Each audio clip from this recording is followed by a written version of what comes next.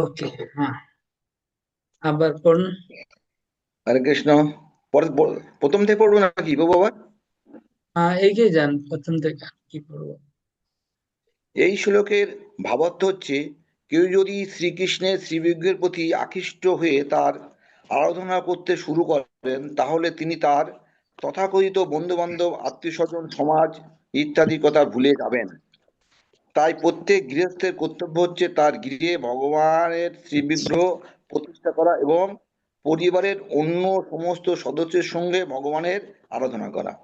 তার ফলে club, cinema, party, ধূমপান, মদ্যপান ইত্যাদি অর্থহীন কার্যকলাপে কেউ আর লিপ্ত হবে না। গৃহে ভগবানের শ্রীবিগ্রহের আরাধনা করতে শুরু করলে এই সমস্ত অর্থহীন কার্যকলাপে আর লিপ্ত হতে ইচ্ছা করবে না। আগে। শিলা রূপ গোস্বামী আরো লিখেছেন যে, আরো লিখেছেন, হে আমার মূর্খ বন্ধুগণ, আমার মনে হয় যে তোমরা ইতিমধ্যেই সর্বমঙ্গলময় শ্রীমদ্ ভগবতের পরিত্রাণকারী পদাবলী শ্রবণ করেছ, যা সকাম কর্ম, অর্থনৈতিক উন্নতি ও মুক্তির বাসনাকে নিন্দা করেছে। আমার মনে হয় এখন নিশ্চিতভাবে ভগবত লীলাময় দশম স্কন্ধের শ্লোকগুলি ক্রমশ তোমাদের কর্ণবিগরে প্রবিষ্ট হয়ে তোমাদের হৃদয়ে অমৃতের সঞ্চার করবে। ওকে। তো এখানে অ্যাকচুয়ালি শ্লোকটা শ্লোকটা হচ্ছে আহ শ্লোকটা একটু অন্যরকম আছে। শ্লোকটা হচ্ছে যে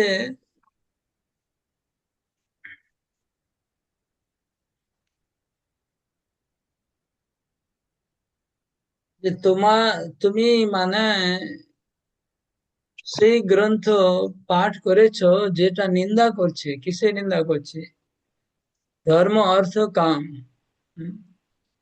ধর্ম, অর্থ, কাম এই সব কিছু যে নিন্দা করেছে, সেই শাস্ত্র গ্রন্থ তুমি কানে মনে পড়ে শুনে ফেলেছো। এই জন্য তুমি তোমার আচার আচরণ সব তোমার আচার আচরণ সমস্ত উম অন্যরকম হয়ে গেছে। তুমি কোনো পুণ্য করছো না, তুমি কোনো ধার্মিক কাজ করছো না। কি হয়েছে? তোমার মনে হচ্ছে তুমি সেই শাস্ত্র পড়ে ফেলেছো যে শাস্ত্রে ধর্ম, অর্থ, কাম, মোক্ষের নিন্দা করা হয়েছে।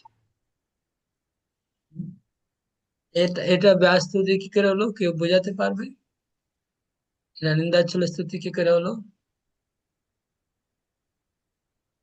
বলুন বলুন, কেউ বলছে না, আমার একা একা বলছি।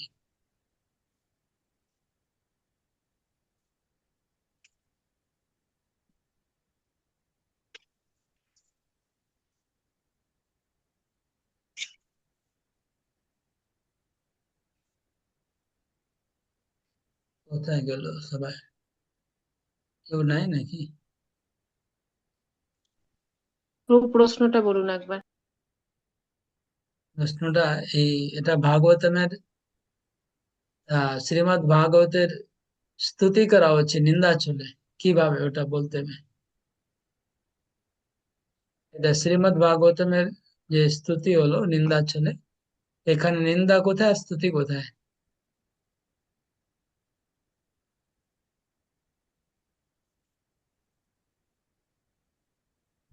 হরে কৃষ্ণ, ধন্যবাদ, প্রণাম প্রভু। হম। প্রভু এখানে স্তুতি হলো যে শ্রীমদ্ ভাগবত শ্রবণ করলে সমস্ত সকাম কর্ম, অর্থনৈতিক উন্নতি, মুক্তি বাসনা এগুলো ছিন্ন হবে।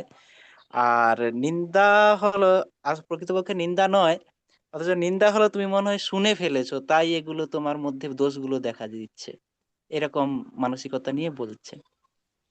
হম। তুমি ভাগবতম খুব সম্ভবত শুনে ফেলেছো। নিন্দা হলো যে তুমি ধর্মীয় আচরণ করছো না। হুম। তুমি ধর্মীয় আচরণ করছো না, তুমি আহ ওই শাস্ত্র পড়ে ফেলেছো যার মধ্যে ধর্মীয় আচার আচরণের নিন্দা করা হয়েছে। এটাই নিন্দা। কিন্তু এটা স্তুতি হলো কি? ধর্ম, আহ ভগবান বলছে সর্বধর্মান পরিত্যাজ্য। তো এই যে এই ধর্মীয় আচরণ ত্যাগ করা কঠিন, কিন্তু ভাগবত যার কানে একবার প্রবেশ করে গিয়েছে ধর্মীয় আচরণ ত্যাগ করতে পারবে। ধর্মীয় আচরণ মানে পুণ্য কর্ম যেটা স্বর্গে নিয়ে যাবে, এগুলো ত্যাগ করতে পেরেছে, যেহেতু তিনি ভাগবতে তার কানে প্রবেশ করেছে। জানি না কতটা সবাই বুঝতে পারছে। ওকে, আগে পড়ুন তো। শ্রীমদ্ ভগবতের প্রথমেই বলা হয়েছে, যতক্ষণ পর্যন্ত না মানুষ ভোগ আকাঙ্ক্ষা, অহেতুক আচার অনুষ্ঠান, অর্থনৈতিক উন্নতি এবং ভগবানের সঙ্গে এক হয়ে যাওয়ার মুখ্য বাসনা আবর্জনার মতন বর্জনা না করছে, ততক্ষণ পর্যন্ত সে শ্রীমদ্ ভগবতের বাণী হৃদয়ঙ্গম করতে পারবে না। শ্রীমদ্ ভগবত কেবল শুদ্ধ ভগবত ভক্তির কথাই আলোচনা করেছে। যে মানুষ জড় বিষয়ের প্রতি সম্পূর্ণ অনাসক্ত হয়ে শ্রীমদ্ ভগবত পাঠ করেন, তিনি কেবল দশম স্কন্ধে বর্ণিত ভগবানের লীলা বিলাসের তাৎপর্য হৃদয়ঙ্গম করতে পারেন।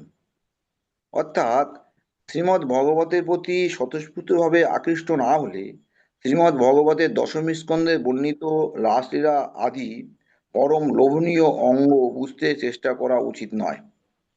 শুদ্ধ ভক্তিপরণ হয়ে শ্রীমদ্ ভগবতের যথার্থ রস আস্বাদন করা যায়। হরে কৃষ্ণ। হরে কৃষ্ণ। ও, এখান থেকে পড়ো তুমি, অদ্বৈত এর আগে পড়ো। আমি আমি পড়ে পড়ে যাচ্ছি বোধহয়, আপনি থামছে কেন? আপনি কিছু বলবেন বলে থামিয়ে যাচ্ছি। হুম, এখন ওকে পড়তে বলছি, চেঞ্জ আচ্ছা, করছি। ঠিক। হরে কৃষ্ণ প্রভু, হ্যাঁ। ধন্যবাদ, প্রণাম প্রভু।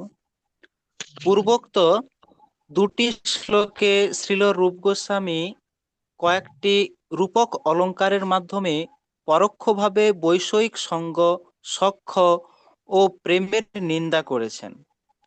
মানুষ সাধারণত জড়জাগতিক সমাজ, মিত্রতা ও প্রেমের প্রতি অনুরক্ত এবং এই সমস্ত জড় কলুষগুলি বর্ধিত করার জন্য তারা কঠোর পরিশ্রম করে। কিন্তু শ্রী শ্রী রাধাকৃষ্ণের বিগ্রহ দর্শন করার ফলে এই সমস্ত জড় প্রচেষ্টাগুলির কথা আর মনে থাকে না। রূপ গোস্বামী এমনভাবে এই শ্লোকগুলি রচনা করেছেন যে আপাত দৃষ্টিতে মনে হয় তিনি যেন বৈষয়িক সঙ্গ, মিত্রতা ও প্রেমের প্রশংসা করছেন এবং গোবিন্দের শ্রীমূর্তি দর্শনে নিন্দা করছেন। এই রূপক অলঙ্কার প্রসূত দৃষ্টান্তটি এমনভাবে রচনা করা হয়েছে যেন মনে হচ্ছে যার প্রশংসা করা হচ্ছে তাকে যেন নিন্দা করা হচ্ছে।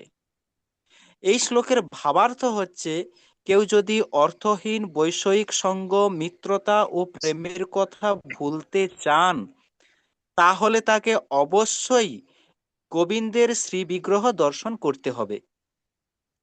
এইভাবে শ্রীল রূপ গোস্বামী কৃষ্ণ সম্বন্ধীয় বিষয়ে আলোচনার মাধ্যমে দিব্যরস আস্বাদনের কথা বলেছেন। এক ভক্ত বলেছেন, অত্যন্ত আশ্চর্যের বিষয় যে যখন থেকে আমি এই পরমেশ্বর ভগবানকে দর্শন করেছি, যিনি আমার চোখের জলে অবগাহন করেন আর আমার দেহে পুলকের সঞ্চার করেন, তখন থেকে আমি আমার বৈষয়িক কার্যকলাপ সম্পাদন করতে অক্ষম হয়ে পড়েছি। তাকে দেখার পর থেকেই আমি আমার আমি আর চুপচাপ ঘরে বসে থাকতে পারি না। তার কাছে যাওয়ার জন্য আমার মন সবসময় আকুল হয়ে থাকে। এই উক্তির ভাবার্থ হচ্ছে, শুদ্ধ ভক্তের সঙ্গলাভ করা মাত্রই মানুষ কৃষ্ণ বিষয়ক কথা শ্রবণ করার জন্য, শ্রীকৃষ্ণ সম্বন্ধে জানবার জন্য, অর্থাৎ সম্পূর্ণভাবে কৃষ্ণ ভাবনাময় হওয়ার জন্য ব্যাকুল হয়ে ওঠে। তেমনি হরে কৃষ্ণ মহামন্ত্র শ্রবণ ও কীর্তন ওকে, সম্বন্ধেও তো এটা এই রকম এক মিনিট, আরে দাঁড়ান। অ্যাকচুয়ালি এই শ্লোকটা ছিল ভক্ত সঙ্গ। হুম, তিনটা আমাদের পাঁচটা বিষয় আছে তো। প্রথম বিষয় ছিল বিগ্রহ সেবা, সেটা গোবিন্দের উদাহরণ হলো। দ্বিতীয় ছিল ভাগবত, এটা ছিল ভক্ত সঙ্গ। ঠিক আছে, এরপর হচ্ছে হরিনাম। হরিনামের নিন্দা ছিল, স্তুতি কিভাবে হচ্ছে শুনবেন। বলুন, পড়ুন। তেমনি হরে কৃষ্ণ মহামন্ত্র তেমনি হরে কৃষ্ণ মহামন্ত্র শ্রবণ ও কীর্তন সম্বন্ধেও এই রকম একটি বর্ণনা রয়েছে। কথিত আছে যে শ্রীকৃষ্ণের মহিমা কীর্তনরত নারদ মুনির করস্থিত বীণার মধুর ধ্বনি মহাত্মারা শুনতে পান। এখন সেই শব্দ তরঙ্গ আমার কর্ণ কুহরেও প্রবেশ করেছে এবং তিনি নিরন্তর পরমেশ্বর ভগবানের সান্নিধ্য উপলব্ধি করতে পারছি এবং আমি নিরন্তর পরমেশ্বর ভগবানের সান্নিধ্য উপলব্ধি করতে পারছি। ধীরে ধীরে আমি সব জড় জাগতিক সুখ ভোগের বাসনা থেকে মুক্ত হচ্ছি। পুনরায় শ্রীল রূপ গোস্বামী মথুরা মণ্ডলের বর্ণনা করে বলেছেন, যমুনার তটে দণ্ডায়মান পরমেশ্বর ভগবানের কথা আমার মনে পড়ে। পাখিদের কূজনে মুখরিত কদম্ব কাননে তার সেই রূপ এতই মনোহর যে তা নিরন্তর আমাকে সৌন্দর্য ও আনন্দের অপ্রাকৃত অনুভূতি প্রদান করে। মথুরা মণ্ডল ও বৃন্দাবন সম্বন্ধে শ্রীল রূপ গোস্বামী এই বর্ণনার মাধুর্য অভক্তরাও অনুভব করতে পারে। যমুনার তীরে 84 ক্রোশ ব্যাপী মথুরা মণ্ডল এতই সুন্দর যে সেখানে গেলে কেউ আর এই জড় জগতে ফিরে আসতে চায় না। শ্রীল রূপ গোস্বামীর এই বর্ণনা মথুরা ও বৃন্দাবনের যথার্থ উপলব্ধির বর্ণনা। এই সমস্ত বর্ণনার মাধ্যমে আমরা উপলব্ধি করতে পারি যে মথুরা ও বৃন্দাবন অপ্রাকৃত। তা না হলে সেই স্থানের প্রতি আমাদের হৃদয়ে কখনোই এই দিব্য ভাবের ব্যাকুলতা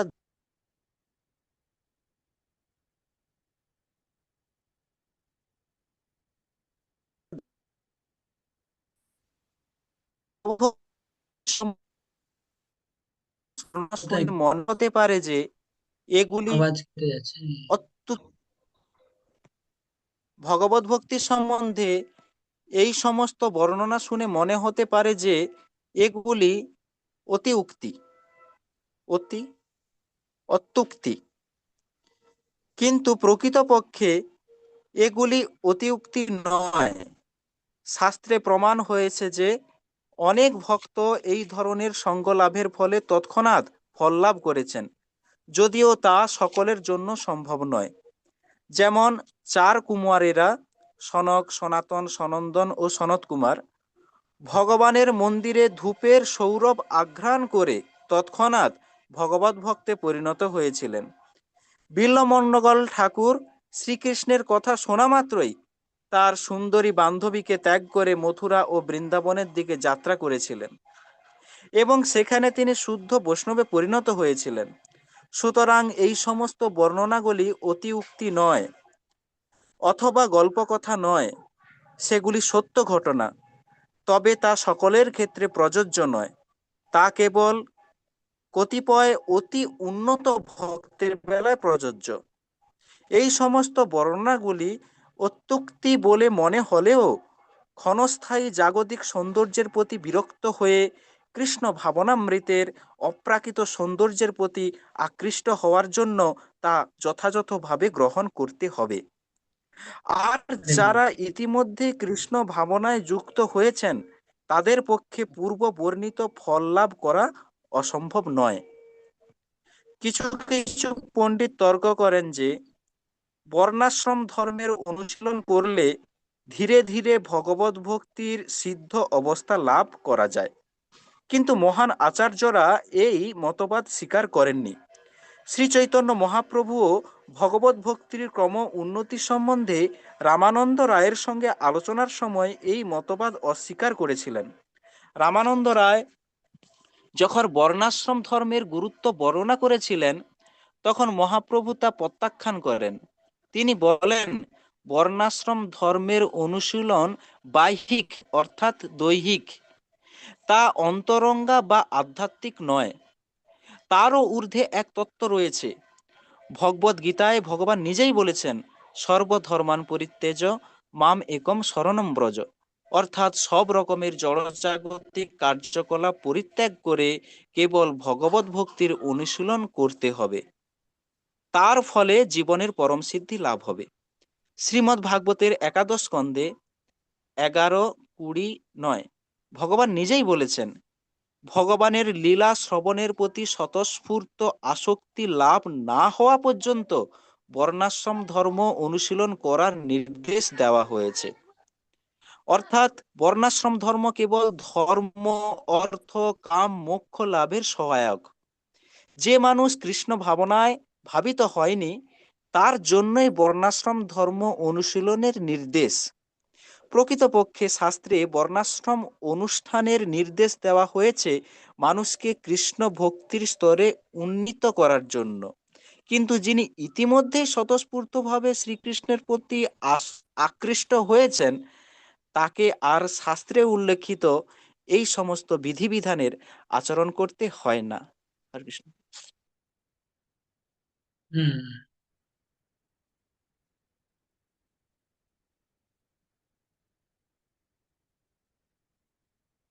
আমি শুধু দেখছি।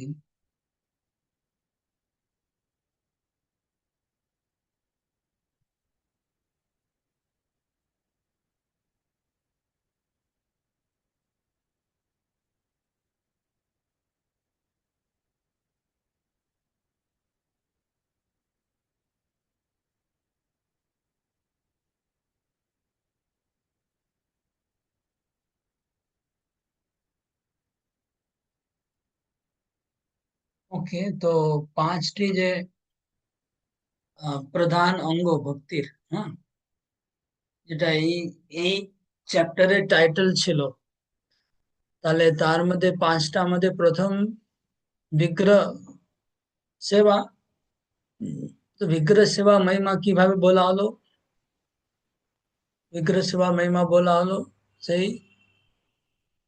যে গোবিন্দের দর্শন করবে না। তারপরে ভাগবতমের মহিমা বলা হলো কিভাবে?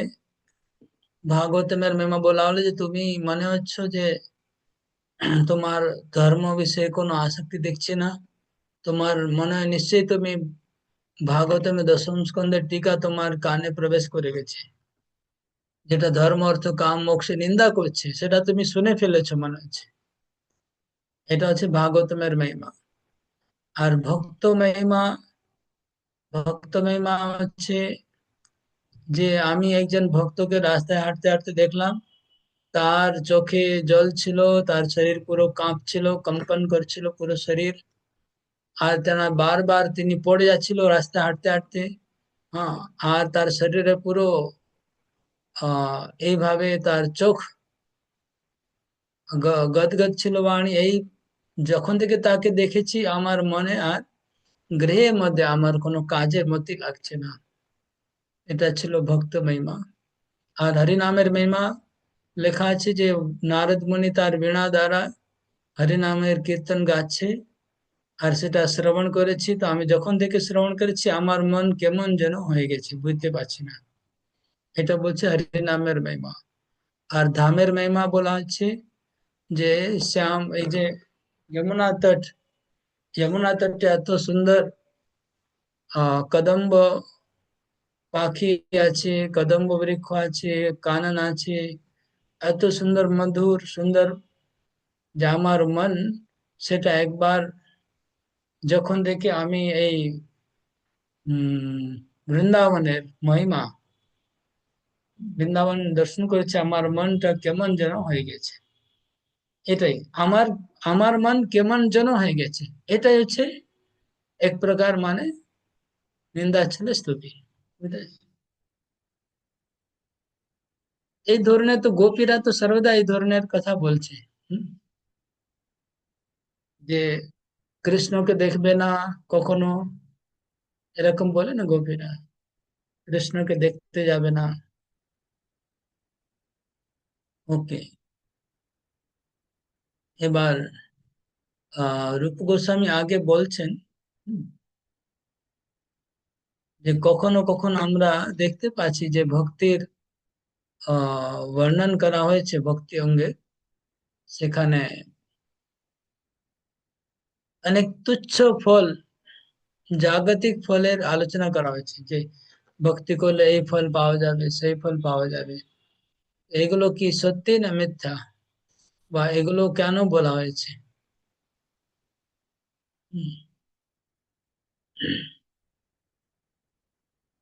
তার উত্তরে রূপ গোস্বামী বলছেন যে আহ যদিও ভক্তির অঙ্গের মধ্যে তুচ্ছ তুচ্ছ ফল বলা হয়েছে, সেটা তো উম বহির্মুখ লোকদের জন্য আকর্ষিত করার জন্য বলা হয়েছে, কিন্তু যারা ভগবত ভক্ত তারা কিন্তু মুখ্য ফল লাভ করবে। তো মুখ্য ফল কি? কৃষ্ণ রতি। কৃষ্ণ রতি হচ্ছে মুখ্য ফল। আর গৌণ ফল হচ্ছে, যেটা এখানে বলা হয়েছে, স্বর্গ প্রাপ্তি হবে, অশ্বমেধ যজ্ঞের ফল পাওয়া যাবে, এগুলো হচ্ছে গৌণ। গৌণ আর মুখ্য দুটোই ফল বর্ণনা করা হয়েছে।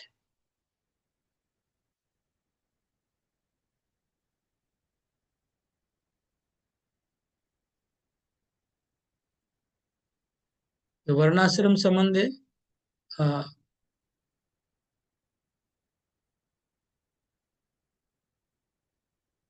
কি বলা হলো?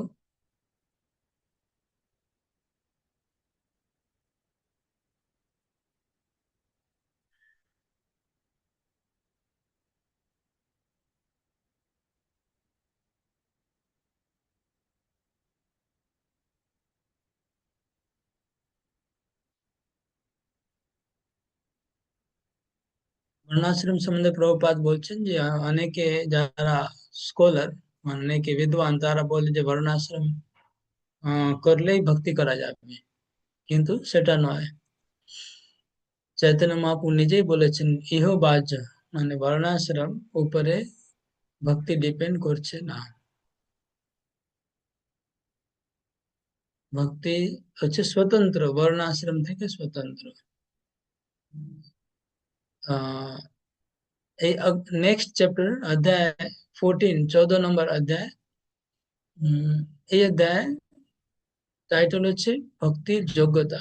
হুম, ভক্তি অনুশীলন করার যোগ্যতা। হুম, যোগ্যতা কি? এই এই অ্যাকচুয়ালি এই অধ্যায় অযোগ্যতা লেখা আছে। মানে যোগ্যতা, কোন কোন জিনিস ভক্তি করার জন্য, আহ কোন কোন জিনিস যোগ্যতা বলে মানা যাবে না, এটা বলা হচ্ছে উল্টো। মানে এই জিনিসকে ভক্তি যোগ্যতা বলে গণ্য করা যাবে না। কোন কোন জিনিসকে ভক্তির যোগ্যতা বলে গণ্য করা যাবে না, সেইগুলোই লিস্ট করা হয়েছে অ্যাকচুয়ালি। জ্ঞান ভক্তির যোগ্যতা বলছে না, বৈরাগ্য ভক্তির যোগ্যতা বলছে না, বর্ণাশ্রম ভক্তির যোগ্যতা বলছে না। তো কোন কোন জিনিস ভক্তির যোগ্যতা মধ্যে গণ্য করা যাবে না? তাহলে বুদ্ধি ভক্তির যোগ্যতা না, বল ভক্তির যোগ্যতা না, উচ্চকুল ভক্তির যোগ্যতা নয়, হ্যাঁ, এরকম বিদ্যা ভক্তির যোগ্যতা না। তো কোন কোন জিনিস ভক্তির যোগ্যতা নয়, আহ সেটাকে ভক্তি মানে করবে না, সেটাই লিস্ট করা হয়েছে আগে। কর্ম ভক্তির যোগ্যতা বলছে না। তো জ্ঞান, কর্ম, বৈরাগ্য, তীর্থ, দান, তপস্যা, যত রকম কর্ম আছে এগুলো সব ভক্তির যোগ্যতা বলে বিচার করা যাবে না। ওকে, এটাই হচ্ছে এই নেক্সট চ্যাপ্টারের মুখ্য বিষয়।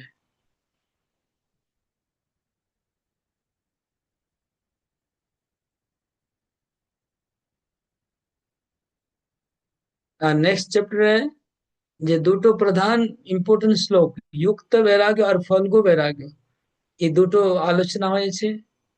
আর তার শ্লোক আছে, সেই শ্লোকটা দুটো মুখস্থ করতে হবে, সেটাই এই নেক্সট চ্যাপ্টারে আছে। তো আমরা ওটাকে আলোচনা করব। হম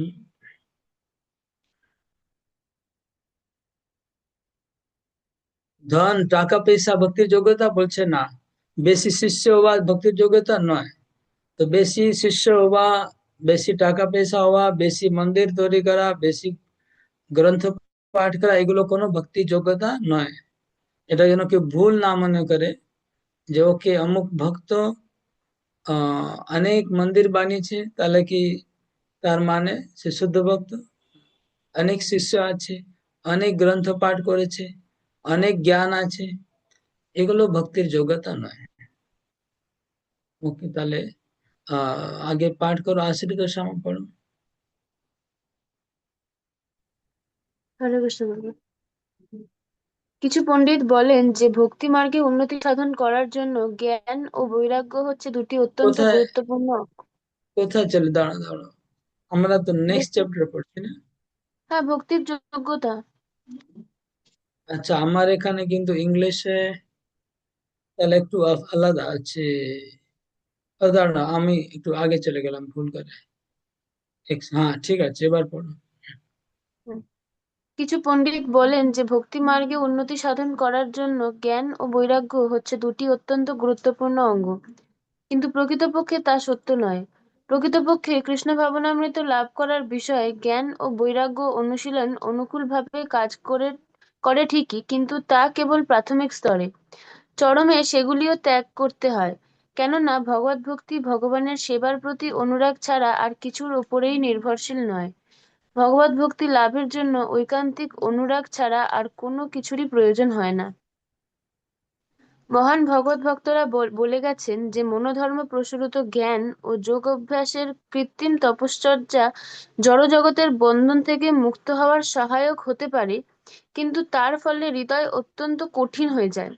তার ফলে ভক্তি মার্গে উন্নতি সাধনে কোনোই লাভ হয় না। সুতরাং ভগবানের প্রতি অপ্রাকৃত প্রেমপূর্ণ সেবার জগতে প্রবেশ করার ব্যাপারে সেগুলি মোটেই অনুকূল নয়। প্রকৃতপক্ষে কৃষ্ণ ভাবনামৃত বা ভগবত ভক্তি হচ্ছে ভক্তি মার্গে উন্নতি সাধন করার একমাত্র উপায়। ভগবত ভক্তি স্বয়ং সম্পূর্ণ, তাই তা একাধারে কারণ ও কার্য উভয়ই। পরমেশ্বর ভগবান হচ্ছেন সমস্ত কারণের পরম কারণ। তাই সেই পরম অদ্বয় তত্ত্ব পরমেশ্বর ভগবানের সান্নিধ্যে আসতে হলে অপ্রাকৃত পন্থা ভগবত ভক্তি হচ্ছে একমাত্র উপায়। ওকে, তাহলে এখানে প্রভুপাদ বলছেন যে কিছু কিছু বড় পণ্ডিত আছে, তারা বলছে যে জ্ঞান আর বৈরাগ্য হচ্ছে ভক্তির খুব প্রয়োজন। এটা অনেকে মনে করে যে ভক্তি করতে গেলে জ্ঞান দরকার, একটু বৈরাগ্য দরকার। জ্ঞান আর বৈরাগ্য না থাকলে ভক্তি কি করে হবে? জ্ঞান মানে অনেক রকম জ্ঞান আছে, বৈরাগ্য তো রূপ গোস্বামী বলছেন জ্ঞান আর বৈরাগ্য প্রথম অবস্থায় সহায়ক হতে পারে। হ্যাঁ, সংসারকে ত্যাগ করার জন্য সহায়ক হতে পারে, কিন্তু আহ, পরম অবস্থায়, हरे कृष्णा, क्लास में हूँ, क्लास चल रहा है, फिर कॉल पे কিন্তু কিন্তু বলছে হৃদয়কে কঠিন করে তোলে। এই যে কৃচ্ছ্র তপস্যা যদি কেউ করে, তাহলে তার হৃদয় কঠিন হয়ে যায়।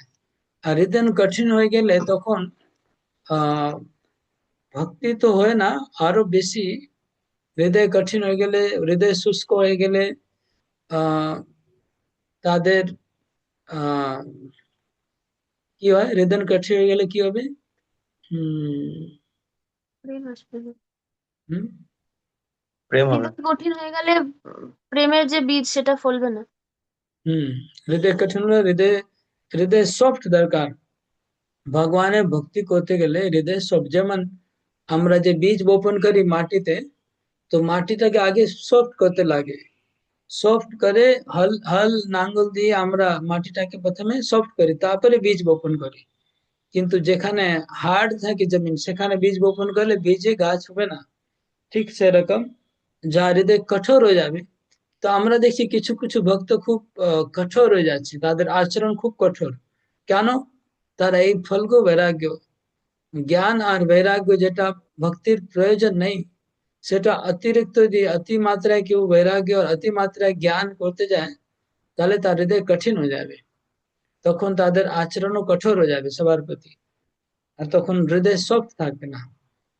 তো এই দোষ চলে আসছে, মানে আরো ক্ষতি হয়ে যাচ্ছে ভক্তি মার্গে। তো এটা খুব সাবধান থাকতে হবে। রূপ গোস্বামী বলছে এটা যোগ্যতা নয়, শুদ্ধ ভক্তির জন্য এটা প্রয়োজন নেই। আহ ভক্তি কোনো জিনিস উপরে ডিপেন্ডেন্ট থাকতে পারে না, নির্ভরশীল থাকে। যে ভগবান পরম স্বতন্ত্র, ভগবানের ভক্তিও পরম স্বতন্ত্র। ভগবানের ভক্তি জ্ঞানের উপরে নির্ভরশীল নয়, বৈরাগ্যের উপরে নির্ভরশীল নয়, তপস্যা উপরে নির্ভরশীল নয়। ভক্তি তপস্যা ছাড়াও চলে আসতে পারে, জ্ঞানের ছাড়াও চলে আসতে পারে, বৈরাগ্য ছাড়াও ভক্তি চলে আসতে পারে। ওকে, আগে পড়ো। ভগবদ গীতায় পরমেশ্বর ভগবান বলেছেন, ভক্তির মাধ্যমেই কেবল আমাকে জানা যায়। ভগবদ গীতায় অর্জুনকে উপদেশ দিয়ে ভগবান বলেছেন, যেহেতু তুমি আমার ভক্ত, তাই আমি তোমাকে এই পরম গুহ্যতম জ্ঞান দান করব। বৈদিক জ্ঞানের উদ্দেশ্য হচ্ছে পরমেশ্বর ভগবানকে জানা, এবং তার রাজ্যে প্রবেশ করবার একমাত্র পন্থা হচ্ছে শুদ্ধ ভগবত ভক্তি। সমস্ত প্রামাণিক শাস্ত্রেই সেই কথা স্বীকার করা হয়েছে। মনোধর্মী জ্ঞানীরা এই ভক্তিযোগের পন্থাকে অবহেলা করে এবং নিরন্তর দার্শনিক গবেষণাপ্রসূত জ্ঞানের দ্বারা অপরকে পরাস্ত করার প্রচেষ্টায় রত থাকে। তাই তারা ভগবত প্রেমের আনন্দ থেকে বঞ্চিত হয়। শ্রীমদ্ ওকে, ভাগবতের হ্যাঁ পড়ো, কন্টিনিউ। একাদশ স্কন্ধের 11.20.31 শ্রীকৃষ্ণ বলেছেন, হে উদ্ধব, যে সমস্ত মানুষ ঐকান্তিকভাবে আমার সেবায় যুক্ত, তারা জ্ঞানের প্রয়াস ও কৃত্রিম বৈরাগ্যকে অনুকূল বলে মনে করে না। কেউ যখন আমার ভক্ত হয়, তখন আপনা থেকেই সে জড়জাগতিক এলো, আওয়াজ আসছে না, আওয়াজ আসছে না, কি হয়ে গেল? হুম,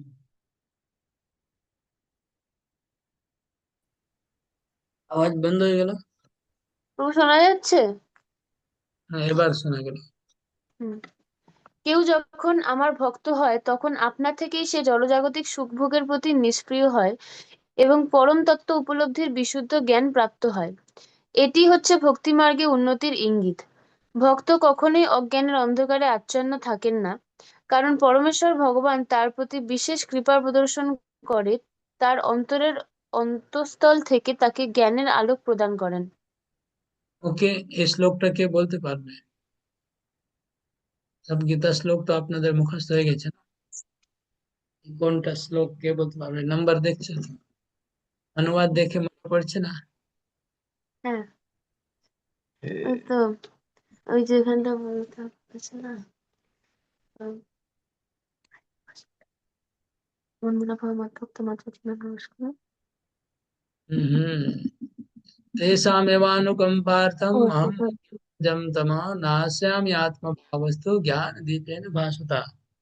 তার আগে তেষাম সত্যক্তাং ভীতাম প্রীতিপূর্বকম দদামি বুদ্ধি যোগম তম। কৃষ্ণ বলছে, আমি তাকে হৃদয় থেকে বুদ্ধিযোগ প্রদান করি, আমি তার হৃদয়ে জ্ঞানের প্রদীপ প্রজ্বলন করি আর অন্ধকার দূর করি। কিভাবে? যারা আমার ভক্তিপূর্বক সেবা করে। তো যারা জ্ঞান করে, যারা বৈরাগ্য করে, তাদের বলছে না ভগবান। জ্ঞান তো বলছে আমি দেবো, বৈরাগ্য আমি দেবো, শুধু ভজতাম প্রীতিপূর্বক। যদি প্রীতিপূর্বক কেউ আমার ভজনা করে, ভগবান বলছে আমি তাকে জ্ঞান আর বৈরাগ্য আমি নিজে প্রদান করি। এটা প্রমাণ। আগে পড়ুন। শ্রীমদ্ ভাগবতের একাদশ স্কন্ধের 11.20.32-33 ভগবান উদ্ধবকে বলেছেন, প্রিয় সখে, সকাম কর্ম, তপশ্চর্যা, দার্শনিক জ্ঞানের প্রচেষ্টা, বৈরাগ্য, যোগ, দান, ধর্ম ও অন্যান্য শুভ কর্মের দ্বারা মানুষ যে ফল উপার্জন করে, আমার ভক্ত আমার শুদ্ধ ভক্তিযোগের দ্বারা তা অনায়াসেই লাভ করতে পারে। যদিও আমার ভক্ত আমার সেবা ছাড়া আর কিছুই কামনা করে না, তবুও ভক্তির অনুকূল বলে বিবেচনা করলে আমার অহেতুকী কৃপার প্রভাবে সে স্বর্গ, অপবর্গ, এমনকি আমার ধাম বৈকুণ্ঠও লাভ করতে পারে। ভগবান কৃষ্ণ বলছে ভাবনামা আমার ভক্ত আমার ভক্তি দ্বারা সবকিছু লাভ করবে। জ্ঞান কর্ম বৈরাগ্য দ্বারা যা কিছু পাওয়া যায় সেটা আমার ভক্তি দ্বারাই সবকিছু পাওয়া যাবে। এই জন্য জ্ঞান কর্ম বৈরাগ্য আলাদা করে করা দরকার নেই। ওকে, আগে চলো।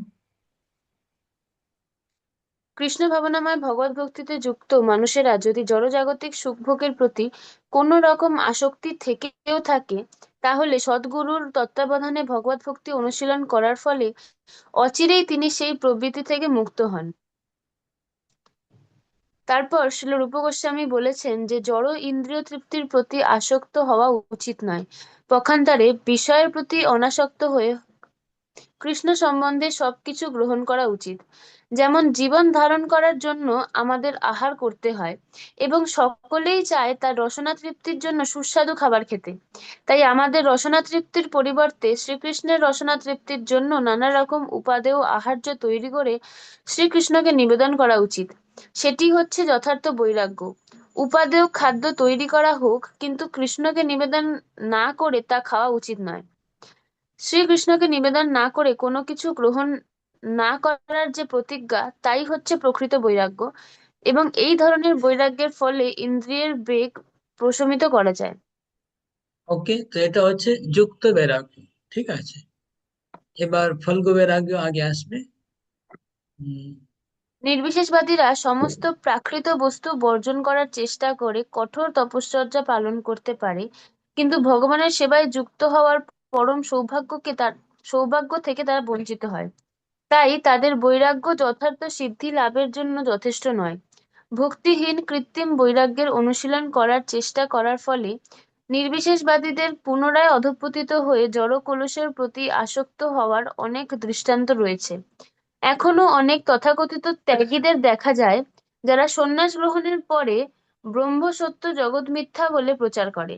এইভাবে তারা জড়জগৎ ত্যাগ করার অভিনয় করে, কিন্তু যেহেতু তারা ভগবানের শ্রী পাদপদ্মের প্রতি ভক্তি লাভ করতে পারেনি, তাই তারা তাদের ঈপ্সিত লক্ষ্যে পৌঁছতে পারে না। তারা আবার এই জগতে ফিরে এসে তথাকথিত পরোপকার এবং রাজনৈতিক আন্দোলনে যুক্ত হয়। এই রকম বহু তথাকথিত সন্ন্যাসীর দৃষ্টান্ত রয়েছে, যারা জগৎ মিথ্যা বলে এই জগৎ পরিত্যাগ করে আবার জড়জাগতিক কার্যকলাপে যুক্ত হয়েছে, কেননা তারা তাদের যথার্থ আশ্রয় ভগবানের চরণারবিন্দে আসক্ত হতে পারেননি।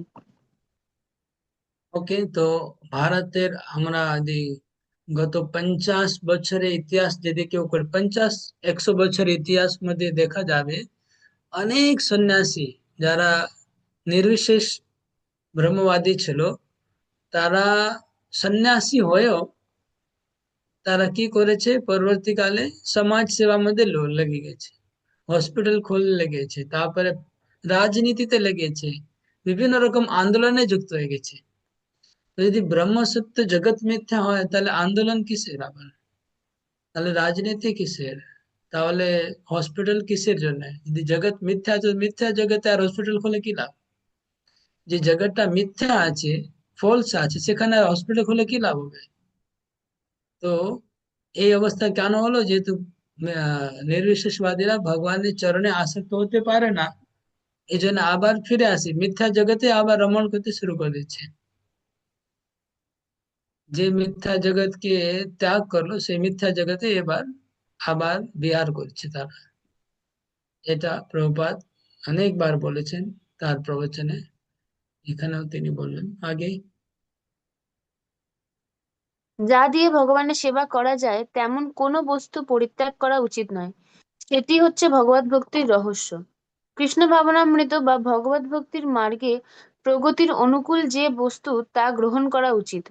দৃষ্টান্তস্বরূপ বলা যায়, কৃষ্ণ ভাবনামৃত আন্দোলনের প্রসারের জন্য আমরা নানা রকম যন্ত্র ব্যবহার করছি, যেমন typewriter, dictating machine, tape recorder, microphone, aeroplane ইত্যাদি। কখনো কখনো মানুষ আমাদের জিজ্ঞাসা করে, আপনারা জড় সভ্যতার প্রগতির নিন্দা করেন, তাহলে এই সমস্ত প্রাকৃত বস্তুগুলি আপনারা ব্যবহার করছেন কেন? না, আমরা তার নিন্দা করি না। আমরা কেবল মানুষের কাছে আবেদন করি তারা যেন সবকিছুই পরমেশ্বর ভগবান শ্রীকৃষ্ণের সেবায় নিয়োগ করেন। ভগবত গীতাতেও শ্রীকৃষ্ণ অর্জুনকে সেই উপদেশই দিয়েছেন, তোমার শৌর্য দিয়ে, সামরিক দক্ষতা দিয়ে আমার সেবা করো। তেমনি আমরাও এই সমস্ত যন্ত্রগুলি শ্রীকৃষ্ণের সেবায় নিয়োগ করে তাদের সদ্ব্যবহার করছি। শ্রীকৃষ্ণের প্রতি এইভাবে অনুরক্ত হয়ে অথবা কৃষ্ণ ভাবনায় ভাবিত হয়ে আমরা সবকিছু গ্রহণ করতে পারি। কৃষ্ণ ভাবনামৃত প্রচারের জন্য যদি টাইপরাইটার ব্যবহার করার প্রয়োজন হয়, তাহলে আমরা অবশ্যই তা ব্যবহার করব। তেমনি ডিকটেটিং মেশিন, টেপ রেকর্ডার, টেলিফোন, গাড়ি বাড়ি ও এরোপ্লেন সবকিছুই শ্রীকৃষ্ণের সেবায় ব্যবহার করতে হবে।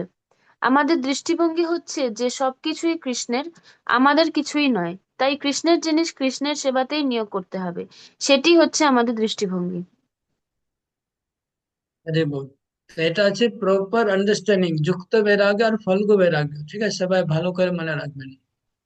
যুক্ত বৈরাগ্য, এটা প্রভুপাদ বারবার বলছেন যে কিভাবে সবকিছু ভগবানের সেবায় নিয়োজিত করা, এটাকে বলে যুক্ত বৈরাগ্য।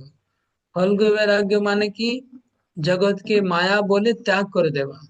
জগৎ মায়া আছে, জগৎ মিথ্যা আছে, এইগুলো মনে করে ত্যাগ করে দিচ্ছে, কিন্তু পরবর্তীকালে ওর মধ্যে আবার ফেসে যাচ্ছে, এটাকে বলে ফল্গু বৈরাগ্য। তো যুক্ত বৈরাগ্য সবকিছু ভগবানের সেবায় নিয়োজিত করা। দুটো শ্লোক আছে, আপনারা সে দুটো শ্লোক যদি আহ এই মুহূর্তে মনে হচ্ছে দুটো শ্লোক আলোচনা করে নিলে ভালো হয়। তো বাংলা শ্লোক আমি শেয়ার করেছি কি আপনাদের কাছে শ্লোকগুলো লিস্ট, মুখস্থ শ্লোক মুখস্থ লিস্ট শেয়ার করেছি? না প্রভু, পুলিশ না। শেয়ার হয়নি। আমার আমার তো মনে হয় করেছি গ্রুপে, আমার তো এটাই মনে আছে আমি ফেলেছি গ্রুপে। আপনারা তাহলে দেখেননি হয়তো, মনে আছে করি নাই। দেখছি প্রভু। হ্যাঁ, তাহলে কি আমি দেয়নি। হিন্দি করেছি তো আমার মনে আছে।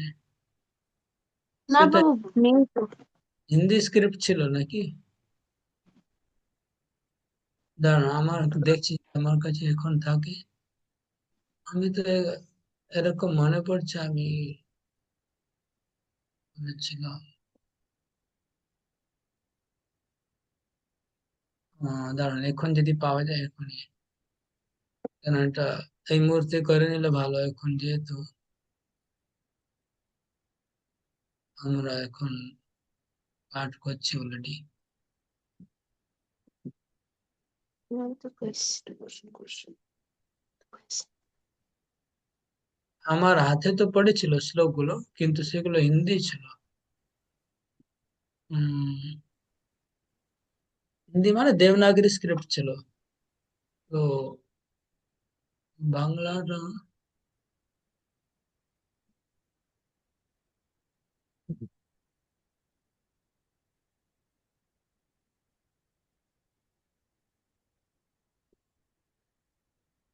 যদি পাওয়া যায় দেখছি।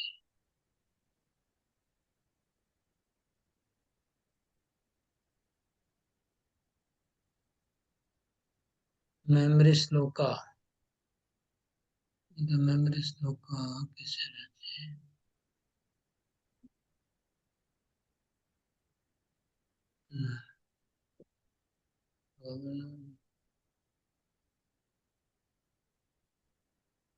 রেকর্ডিংটা একটু কিছুক্ষণ জন্য অফ করি। হ্যাঁ, হরে কৃষ্ণ। अनासक्तस्य विषयान् यथारम् उपयुञ्जत निर्बन्ध कृष्ण সম্বন্ধে युक्तं वैराग्यमुच्यते। দেখুন, এক একটা শব্দ আমি এক্সপ্লেন করব। আমরা যখন কোনো শ্লোক মুখস্থ করবেন আপনারা, তো অনুবাদ, শ্লোকের শব্দার্থ দেখে দেখে অনুবাদ মুখস্থ করলে আপনার চিরকাল মনে থাকবে। আর আলাদা করে যদি আপনারা অনুবাদ মনে রাখেন, তাহলে শ্লোকটা এদিকে চলে যাবে, অনুবাদটা এদিকে চলে যাবে, কোনোদিন কাজে লাগবে না শ্লোকটা। এই জন্য শ্লোকের সঙ্গে অনুবাদটা মিশিয়ে মুখস্থ করতে হবে। তো দেখুন, অনাসক্ত বিষয়, বিষয় প্রতি আসক্তি নেই, অনাসক্তি আছে, বিষয় প্রতি আসক্তি নেই। আর যথারম উপयुञ्जत, কিন্তু বিষয়গুলোকে উপयुञ्जत, উপयुञ्जत মানে উপয়োগ করছে, তার জীবনে বিষয়গুলোকে প্রয়োগ নিচ্ছে, প্রয়োগ করছে। কিরকম করছে প্রয়োগ? যথা অর্হম মানে যতটা উচিত ততটা বিষয়কে গ্রহণ করছে, যতটা প্রয়োজন ততটা গ্রহণ করছে।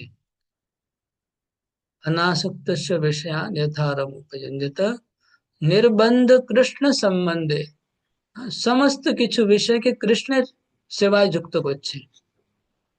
নির্বন্ধ কৃষ্ণ, নির্বন্ধ মানে তিনি নিষ্ঠা পূর্ণ, সংকল্প, দৃঢ় নিষ্ঠা আছে, যা কিছু আমি আছি কৃষ্ণের সঙ্গে তাকে সম্বন্ধিত করছে বিষয়কে, তারপরে তিনি গ্রহণ করছে। এটা কি বলে? যুক্তম বৈরাগ্য উচ্চতে, এটা যুক্ত বৈরাগ্য। এবার এই শ্লোকটা বুঝতে পারে একজন এক্সপ্লেন করুন। কারা কে বুঝতে পেরেছে এক্সপ্লেন করুন। শ্যামকান্ত মাতাই, শ্লোকটা আপনি এক্সপ্লেন করুন যেভাবে আমি বললাম। হরে কৃষ্ণ প্রভু।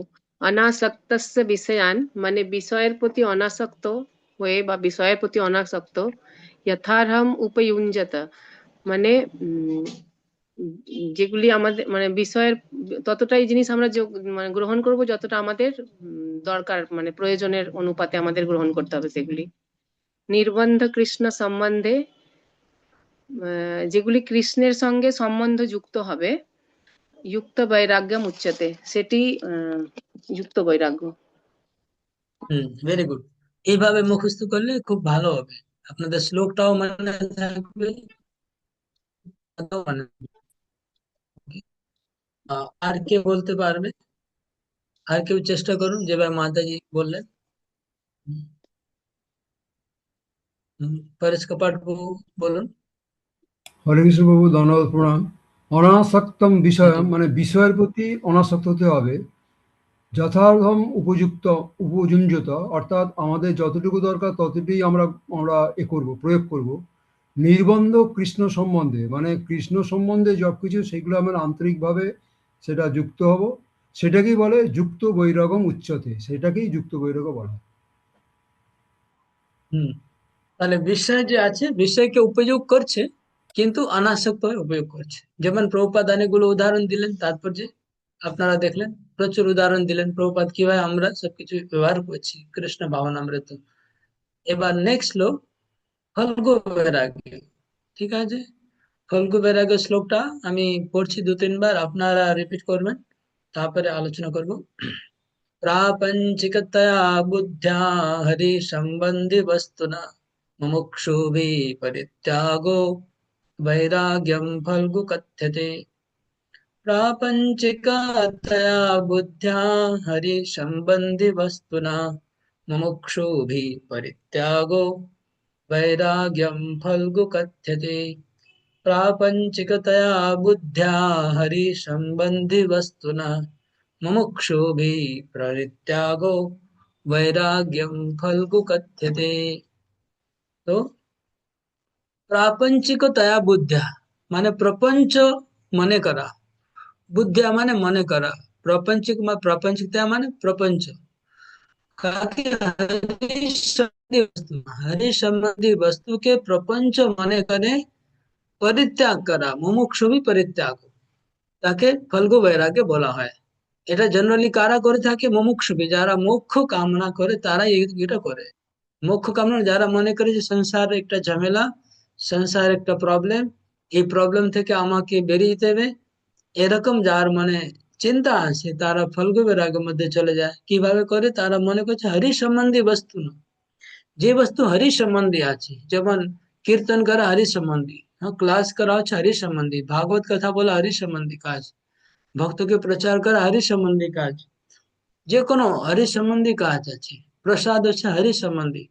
তো এই হরি সম্বন্ধী বস্তুকে প্রপঞ্চ মনে করা, মায়া মনে করা, আর এটা মনে করে পরিত্যাগ করে দেওয়া। হ্যাঁ, যেটা করলে ভগবানের প্রচারে সাহায্য হবে, ভগবানের ভক্তিতে সাহায্য হবে, সেগুলোকে আমি মায়া মনে করে ত্যাগ করছি, তাকে বলা হয় বৈরাগ্যম ফল্গু কথ্যতে। তো প্রাপঞ্চিক, প্রাপঞ্চিক মানে প্রপঞ্চ, প্রপঞ্চ মানে জড়। হম। আর তয়া বুদ্ধ্যা মানে বুদ্ধি, মানে মনে করা, বুদ্ধিয়া মানে মনে করা। আরে মুমুক্ষু ভি, মুমুক্ষু মানে যারা মোক্ষ আকাঙ্ক্ষী, যারা মোক্ষ কামনা করে।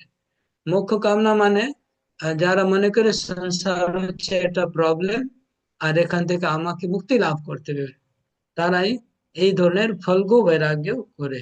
ফল্গু বৈরাগ্য ফল্গু মানে অতি তুচ্ছ, মানে ফল্গু বৈরাগ্য মানে ফল্গু মানে খুব হালকা পাতলা, খুব হালকা বৈরাগ্য, পাতলা বৈরাগ্য, মানে একটু আহ একটু যদি একটু স্ক্রেচ করলে ভিতরে থেকে উম, আবার সবকিছু বাসনা দেখা যাবে, উপরে উপরে বৈরাগ্য, এটাকে ফল্গু বৈরাগ্য বলা হয়। যেমন ফল্গু নদী আছে, ফল্গু নদী বলা হয় যে নদীতে উপরে জল থাকে না, কিন্তু একটু যদি আমরা মাটি সরিয়ে দিই তাহলে নিচে যে জল থাকে, উপরে জল থাকে না, এটাকে বলে ফল্গু নদী। তো ফল্গু বৈরাগ্য মানে হালকা বৈরাগ্য, হালকা বৈরাগ্য মানে যেরকম আপনাকে যদি কেউ বলছে প্রভু আপনি প্রসাদ দিয়ে বসে আছেন, ঠিক আছে, আর আপনাকে মিষ্টি দিচ্ছি, না না আমি মিষ্টি খাবো না, হ্যাঁ, আমার মিষ্টি খাওয়া বারণ আছে, না না কি আছে একটু খাও না, আচ্ছা ঠিক আছে আপনি এত বলছেন দিয়ে দিন দিয়ে দিন, দু চারটা মিষ্টি দিয়ে দিন আমাকে, খেয়ে নিচ্ছি। বোঝা গেল ফল গোবের আগে, মানে আমি বলছি যে খাবো না, কিন্তু একটু মিনিটের মধ্যেই আবার খাবার ইচ্ছা হয়ে গেল, এটাকে বলে ফলগু বৈরাগ্য, মানে হালকা বৈরাগ্য, এটা বেশিক্ষণ টিকবে না। তো এই শ্লোকের মানেটা বোঝা গেল, প্রাপঞ্চিকতয়া বুদ্ধা হরি সম্বন্ধী বস্তু না মোক্ষ পরিত্যাগো বৈরাগ্যম ফলগু কথ্যতে। ওকে, এটা কে বুঝাতে পারবে? একজন বলুন, কেউ, আর কেউ, দুজন তো আগে বললেন, আর একজন আসুন এখন সামনে, শ্লোকের মানেটা বলুন। আমি তো সবাইকে দেখতে পাচ্ছি না যেহেতু স্ক্রিনে আছি, আপনারা কারা কারা এটা আহ শ্যামাশ্রী মাতাই বলুন আপনি এই শ্লোকের অর্থটা। হরে কৃষ্ণ প্রভু। আনমিউট। আহ, হরে হরে কৃষ্ণ। কৃষ্ণ প্রভু। হরি হ্যাঁ, সম্বন্ধীয় হরি সম্বন্ধীয় বস্তুকে প্রপঞ্চ মনে করে ত্যাগ করা, সেটাকেই বলছে ফল্গু বৈরাগ্য। মানে হরি সম্বন্ধীয় বস্তু হচ্ছে মানে ভগবানের নাম করা, কীর্তন করা, এগুলো হচ্ছে হরি সম্বন্ধীয় বস্তু, এগুলোকে ত্যাগ করা হচ্ছে ফল্গু বৈরাগ্য। হরে বল। ওকে, ক্লিয়ার, সিম্পল আছে, খুব সোজা। অদ্বৈত বলো। হরে কৃষ্ণ প্রভু। প্রাপঞ্চিকতয়া বুদ্ধা, তো প্রপঞ্চ মনে করা হরি সম্বন্ধী বস্তু ন, হরি সম্বন্ধীয় বস্তুকে যদি আমরা প্রপঞ্চ মনে করি, তো সেটা মুমুক্ষুবি মুক্তিকামীরা সেটা মনে করে।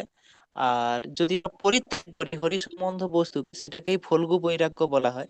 যেমন ভাগবত পাঠে সমস্ত ভক্তরা একসঙ্গে এক জায়গায় হয়, সেটাকে আমরা যদি মনে করি সুর সারা হচ্ছে বা গন্ডগোল হচ্ছে কিংবা কীর্তন হচ্ছে, সেটাকে মনে করি যে কি সব জোরে জোরে কীর্তন করছে, এর কোনো মানে নেই। এই সমস্ত যে সম্বন্ধে কিন্তু অবশ্য আমরা জড় মনে করলে সেটাকে ভূ বৈরাগ্য বলা হবে। ধন্যবাদ, প্রণাম। हरे बोल।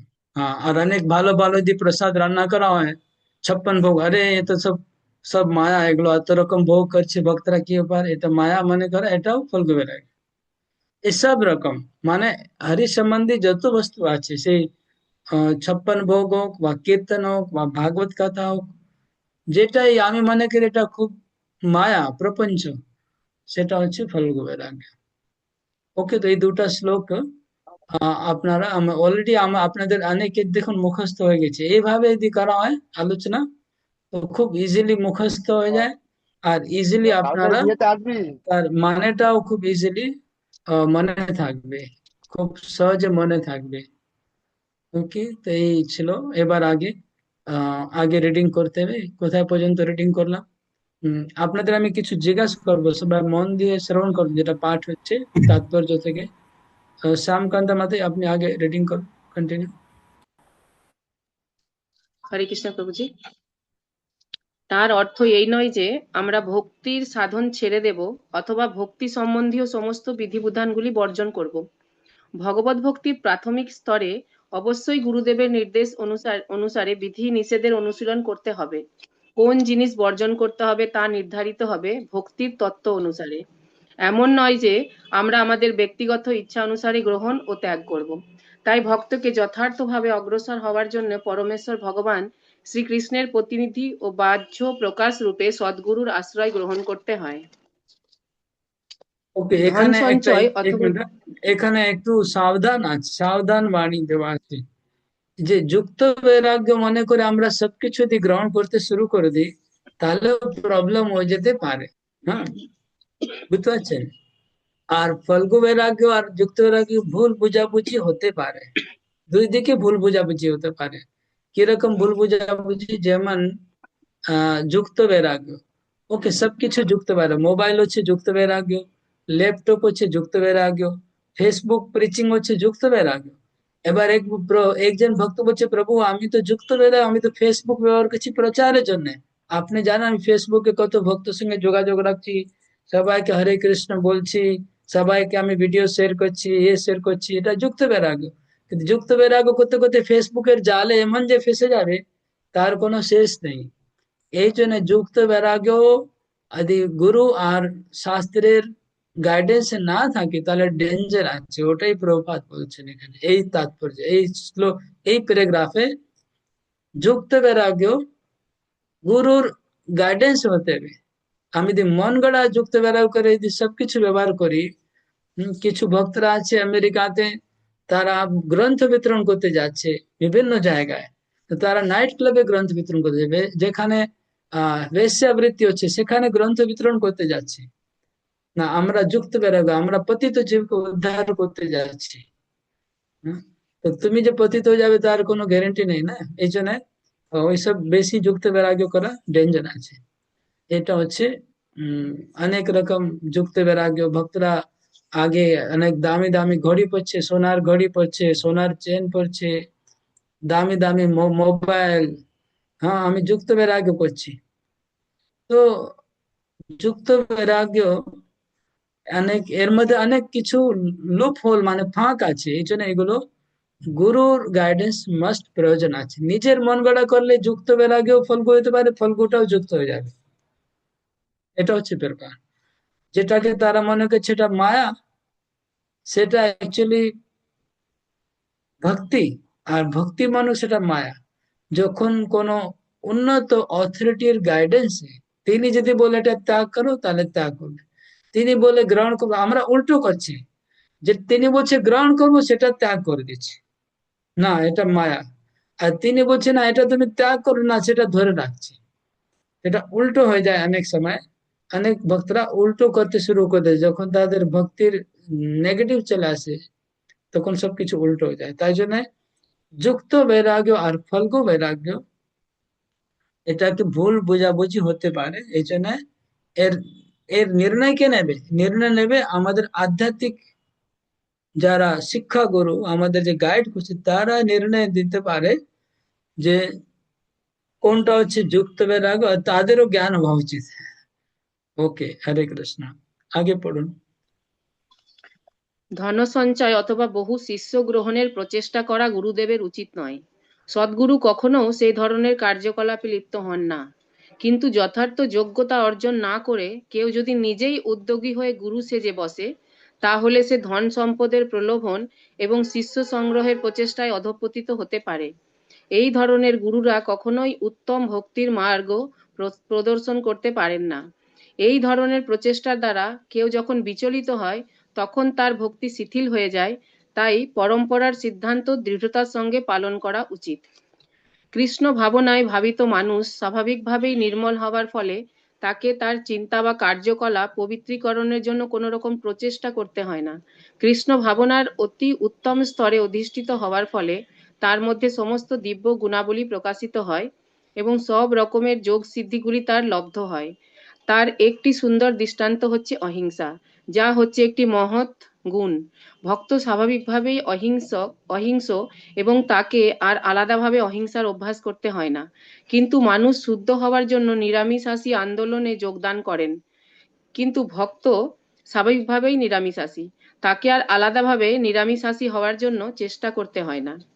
এরকম বহু দৃষ্টান্ত আছে যার ফলে বোঝা যায় যে ভক্তকে কৃষ্ণ ভক্তির অনুশীলন ছাড়া আর কোনো কিছু অনুশীলন করতে হয় না এবং তার ফলে সমস্ত দিব্য গুণাবলী তার মধ্যে স্বতঃস্ফূর্তভাবে প্রকাশিত হয়। অভ্যাস করার মাধ্যমে নিরামিষাশী হওয়া অথবা অহিংস হওয়া জড়জাগতিক দৃষ্টিভঙ্গির পরিপ্রেক্ষিতে সদ্গুণ বলে মনে হতে পারে, কিন্তু এই গুণগুলি তাদের ভগবত ভক্তে পরিণত করে না। নিরামিষাশী হলেই অথবা অহিংস হলেই ভগবত ভক্ত হওয়া যায় না, কিন্তু ভগবত ভক্ত স্বাভাবিকভাবেই নিরামিষাশী ও অহিংস হয়। তাই আমরা সিদ্ধান্ত করতে ওকে। পারি যে এক লাইন প্রভু, তাই আমরা সিদ্ধান্ত হ্যাঁ, করতে পারি যে নিরামিষ ভোজন অথবা অহিংসাই ভগবত ভক্তির কারণ নয়। ওকে, তো এখানে কয়েকটা যেটা ভক্তি নয়, কোনটা ভক্তি নয় সেটা কাউন্টিং করা হচ্ছে। আমি আগেই বললাম যে এই অধ্যায়ে বলা হবে যে কি কি জিনিস ভক্তি নয়। যেমন অনেক শিষ্য থাকা এটা কোনো ভক্তি নয়।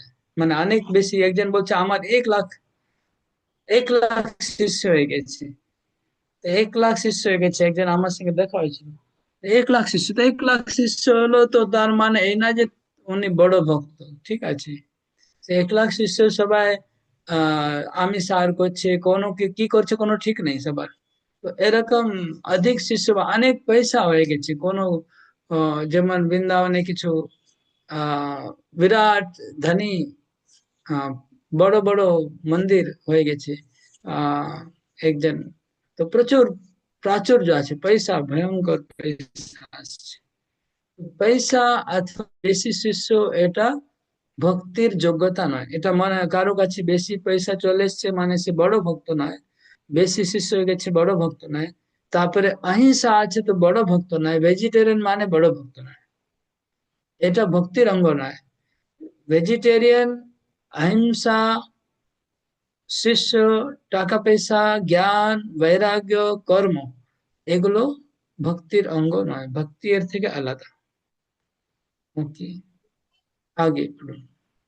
এই সম্পর্কে স্কন্দ পুরাণে একটি ব্যাধের কাহিনী বর্ণিত হয়েছে, যিনি নারদ মুনির সংস্পর্শে আসার ফলে মহাভাগবতে পরিণত হয়েছিলেন। সেই ব্যাধ যখন শুদ্ধ ভক্তে পরিণত হলেন, তখন তিনি একটি পিপীলিকাকে পর্যন্ত মারতে চাইতেন না। নারদ মুনির সখা পর্বত মুনি ভগবত ভক্তির প্রভাবে সেই ব্যাধের এই আশ্চর্যজনক পরিবর্তন দেখে মন্তব্য করেছিলেন, হে ব্যাধ, একটি পিপীলিকাকে পর্যন্ত হত্যা করতে তোমার এই অনিচ্ছা আশ্চর্যের বিষয় নয়, কেননা যে মানুষের হৃদয়ে ভগবত ভক্তির উদয় হয়েছে তার মধ্যে সমস্ত সদ্গুণাবলী আপনা থেকেই প্রকাশিত হয়। ভক্ত কখনো কাউকে কোনো রকমের এটা কষ্ট দেন না। তো এখানে একটা গল্প আছে, একজন খুব বড় ব্যাধ ছিল, আর ও প্রচুর পশু হিংসা করতো। আর তখন নারদ মুনি আর পর্বত মুনি ওনার কাছে গেছে, আর সে আপনারা জানেন, তখন তাকে বলেছে তুমি এই পশুকে অর্ধেকটা মেরে মেরে ফেলছো, এ থেকে পুরোটাই মেরে ফেলো। হুম, অর্ধেকটা কেন মারছো? অর্ধেকটা মারলে তারা খুব কষ্ট পাচ্ছে, তুমি পুরাটা মেরে দাও, তাহলে অ্যাটলিস্ট ওরা কষ্ট কম পাবে, এটা বলেছে। তো উম উনি বলছে আচ্ছা এরকম করতো না, হ্যাঁ এরকম করো। বলছে আমাকে কেউ কোনোদিন বলেনি, আমাকে বাবা মারা তো এটাই শিখিয়েছে যে তোমাকে অর্ধেকটা মারলে তুমি বেশি আনন্দ পাবে, এই জন্য আমি অর্ধেকটা মারছি। তো এরকম কথা বলতে বলতে তারপরে নারদ মুনি বললো যে তোমাকে এই ওর হৃদয় পরিবর্তন হলো, ওর হৃদয় পরিবর্তন হয়ে গেল নারদ মুনির সঙ্গ পেয়ে। বলছে তোমাকে তাহলে নরকে কম কষ্ট হবে, মানে যদি পুরোটা মারো তাহলে তুমি নরকে কম কষ্ট পাবে, আর অর্ধেকটা মারো তাহলে তোমাকে বেশি দিন নরক কষ্ট ভোগ করতে হবে। তখন ও বললো যে নরক ওরা কি কথা কি বলছেন, আমি তো কোনোদিন জানতাম না, আমাকে তো কিছু বলেনি, আমি তো বাবা মা এটাই বলেছে। তো নারদ বলছে না না, এটা খুব পাপ হবে, এটা তোমাকে নরক ভোগ করতে হবে। তোমার তো বলে আমি কি করব, আপনি আমাকে জ্ঞান প্রদান করুন। তখন নারদ মুনি বললেন যে তুমি একটা কাজ করো, এই ধনুষ বাণ এগুলো সব ফেলে দাও, ফেলে দাও, তাহলে আমি তোমাকে একটা মন্ত্র দেব। বলে আমার পরিবার চলবে কি করে? ও বলছে আমার পরিবার কি করে চলবে, দিয়ে আমি যদি শিকার না করি আমার বাড়িতে খাওয়া দাওয়া কে কোথা থেকে আসবে? তো নারদ মুনি বলছে খাওয়া দাওয়া আমি দেবো, তুমি আমার কথা মতো চলো, আমি তোমাকে খাওয়া দাওয়া দেবো। তো কি করতে হবে? বলছে, তুমি এখনই প্রথমে ধনুষ বাণ ফেলে দাও, ফেলে আসো জলের মধ্যে। ফেলে দিয়েছে। এবার তোমাকে ওকে তিলক করেছে ধুতি पर, তোমাকে এখন এই হরিনাম জপ দিলেন, তুমি জপ করো, জপ করতে করতে তোমার বাড়িতে আমি প্রতিদিন খাবার পাঠিয়ে দেবো, তুমি শুধু বসে বসে জপ করো। ও জপ শুরু করে দিয়েছে, পুরো গ্রামে কথা ছড়িয়ে গেছে যে বড়, এত বড় একজন মৃগারী বৈষ্ণব হয়ে গেছে। তো সবাই তার দেখা করতে এসছে, আর সবাই কেউ ফল নিয়ে আসছে, কেউ চাল নিয়ে আসছে, কেউ ডাল নিয়ে আসছে। তখন ও বলছে আরে এ তো নারদ মুনি মনে হয় পাঠাচ্ছে, বলেছিলেন যে আমি পাঠাবো, তাহলে নারদ মুনি আমার বাড়িতে খাবার পাঠাচ্ছে মনে হয়। এইভাবে ও প্রতিদিন আহ অনেক খাবার আসছিল, রান্না করে সবাইকে খাওয়াচ্ছে, আর নিজেও ভক্তি করছে। এইভাবে করতে করতে অনেক দিন বিতে গেছে, পুরো গ্রামকে পুরো ভক্তিতে পুরো প্রাণিত করে দিয়েছে এই একটা মৃগারি। তারপরে নারদ মুনি আবার দেখা করতে এসছে, আর সঙ্গে তার বন্ধুকে নিয়ে এসছে নারদ মুনি। তো ওনার বন্ধু হচ্ছে পর্বত মুনি। তো পর্বত মুনি যখন এই মৃগারিকে দেখলো, আর ওই মৃগারি ছুটে ছুটে গুরুদেব গুরুদেব করে ছুটে আসছে। আর আসছে তো রাস্তায় আমাদের পিপিলিকা ছিল, তখন তার এই কাপড় দিয়ে পিপিলিটাকে সরাচ্ছে। তখন পর্বত মুনি বলছে যে আরে মৃগারি, তুমি তো সব পশুকে অর্ধেকটা মেরে মেরে ফেলছিলে, আর এখন তুমি একটা পিপিলিকা উপরে পা দিতে পারছো না? তোমার মধ্যে অত পরিবর্তন এসছে এই নারদ মুনির কৃপার সঙ্গ প্রভাব, ভক্ত সঙ্গ প্রভাব। এইভাবে পর্বত মুনি এই শ্লোকটা বলেছে, প্রশংসা করে, ভক্ত সঙ্গের প্রশংসা। তো এই জন্য শুদ্ধ ভক্তি, অহিংসা আর নিরামিষ আহার এগুলো শুদ্ধ ভক্তি থেকে আপনা আপনি চলে আসবে, এটা বলছে। বুঝতেছেন? যদি কেউ শুদ্ধ ভক্তি অনুশীলন করে, তার মধ্যে অহিংসা গুণ ভিতরে থেকে এমনি এমনি আসবে, আলাদা করে অহিংসা আন্দোলন করতে লাগবে না, এটা বলছে। ওকে, আগে পড়ুন। শ্রীল রূপ গোস্বামী এখানে বলেছেন যে অন্তঃকরণ ও কার্যকলাপের পবিত্রতা, সম, দম আদি সমস্ত সদ্গুণ স্বতঃস্ফূর্তভাবে ভক্তিপরায়ণ পুরুষে প্রকাশিত হয়। শ্রীল রূপ গোস্বামী ভক্তির 9টি কৃত্য বা অঙ্গের কথা উল্লেখ করেছেন। সেগুলি হচ্ছে শ্রবণ, কীর্তন, স্মরণ, পাদসেবন, এক মিনিট, অর্চন। এক মিনিট ডিস্টার্ব করছি। তো আবার এই যে সমাধম, তপ, শৌচ, শান্তি, আর্জমেব চ, যে অনেক রকম গুণাবলী আছে, 26টা গুণ বৈষ্ণবদের। তো এইগুলো সব মানে কর্ম, জ্ঞান, বৈরাগ্য, তারপরে অহিংসা, অহিংসা হলো, তারপরে নিরামিষাশী, তারপরে 26টা গুণ, এই সব কিছু বলছে সেপারেটলি দরকার নেই। ভক্তি করলে সবকিছু হয়ে যাবে, জ্ঞান চলে আসবে, বৈরাগ্য আসবে, অহিংসা আসবে, 26টি গুণ আসবে। ভক্তি একমাত্র করতে হবে, এটাই বারবার রিপিট করে বলা হচ্ছে এই অধ্যায়ে। মানে ভক্তির উপরে এত জোর দেওয়া হচ্ছে যে কোনো কিছু দরকার নেই, শুধু ভক্তি করো, শুদ্ধ ভক্তি, তাহলে সবকিছু আপনা আপনি আসবে। এই পয়েন্টটাকেই ঘুরে ঘুরে বলা হচ্ছে এই অধ্যায়ের মধ্যে।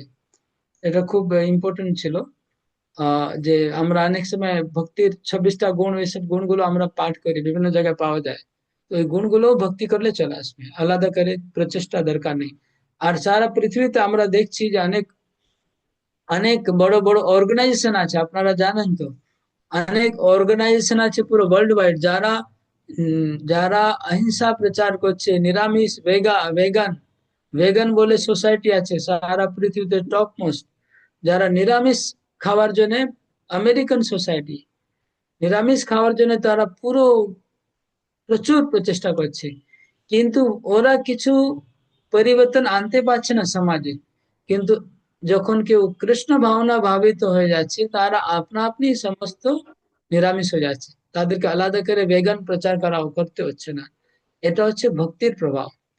যখন কেউ ভক্ত হয়ে যাচ্ছে, তো সে সমস্ত পাপ গুলো আপনা আপনি ছেড়ে দিচ্ছে, নিরামিষ, তারপরে নেশা, দ্রুত ক্রীড়া সব ছেড়ে দিচ্ছে।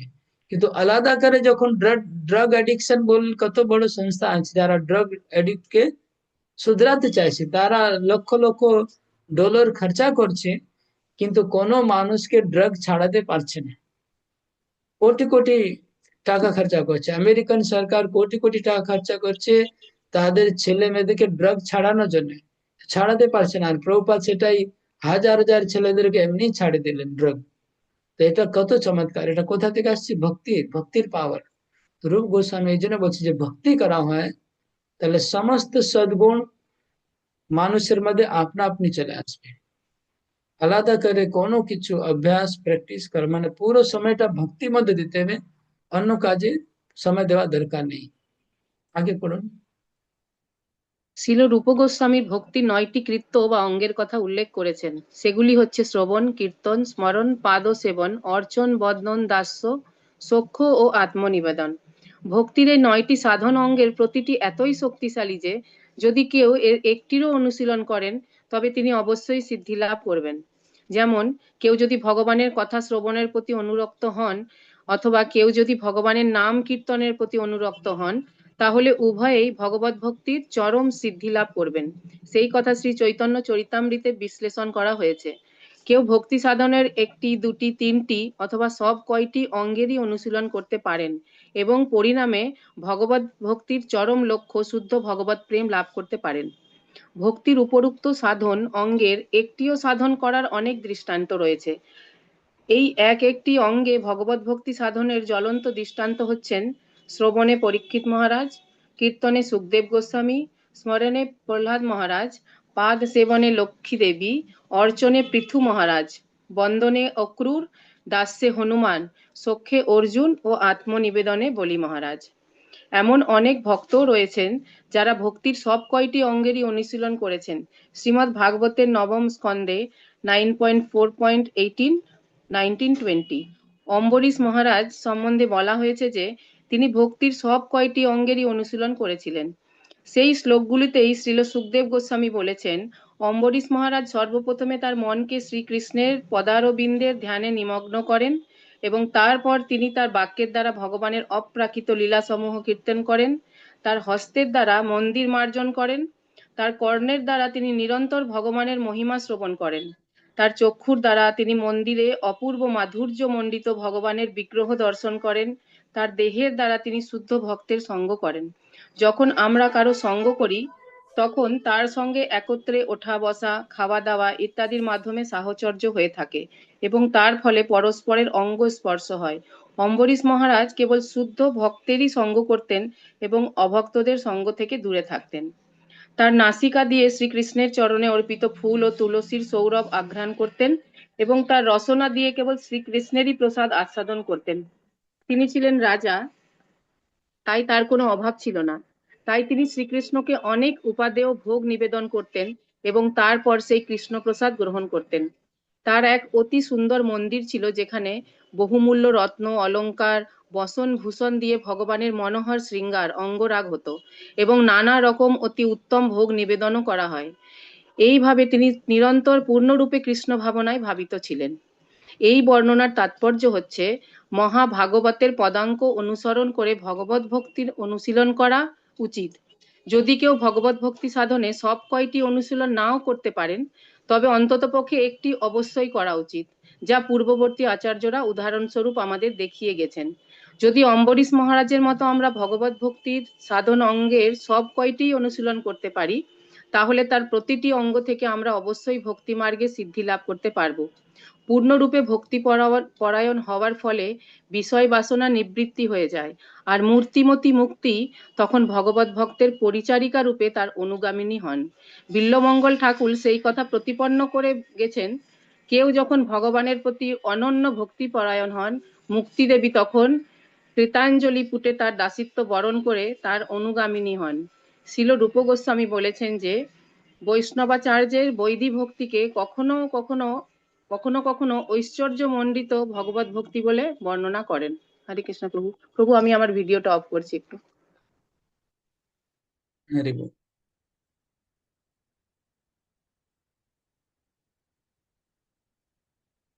তো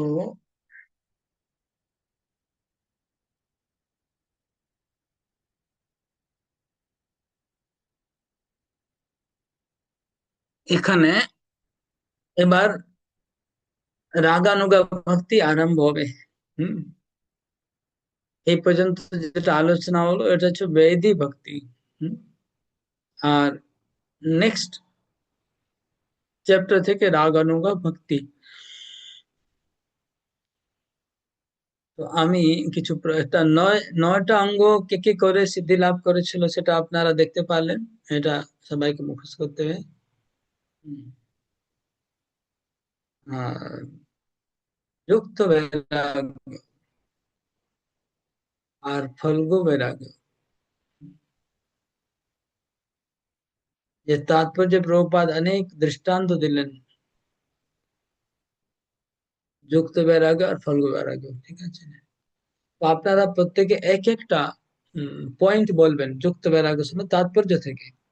যুক্ত বৈরাগ্য আর ফল্গু বৈরাগ্য সম্বন্ধে এক একটা পয়েন্ট সবাই বলবেন।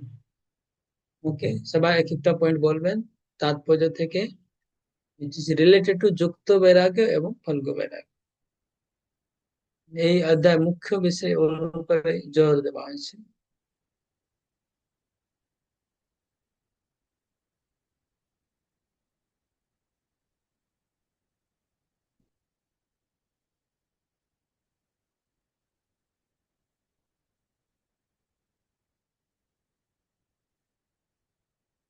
হুম,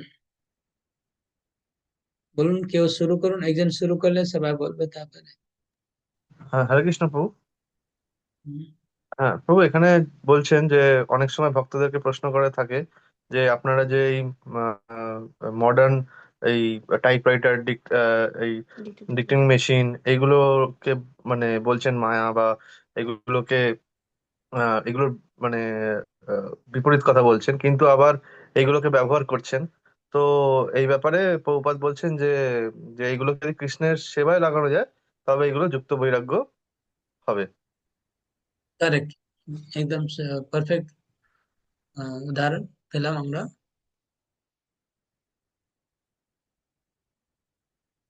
ওকে, আর কেউ? হরে কৃষ্ণ আমাদের প্রভু। জীবন ধারণ, হরে কৃষ্ণ প্রভু, প্রণাম। হরে আমাদের হ্যাঁ জীবন বলুন। ধারণ করার জন্য তো আমাদের খাদ্য গ্রহণ করতেই হয়, কিন্তু সেই সমস্ত খাদ্যগুলো যদি আমরা সেই সমস্ত খাদ্যদ্রব্য তৈরি করে যদি আমরা ভগবানকে নিবেদন করে করি, সেটাই হলো যুক্ত বৈরাগ্য। ওকে, গুড, ভালো। ওকে, আর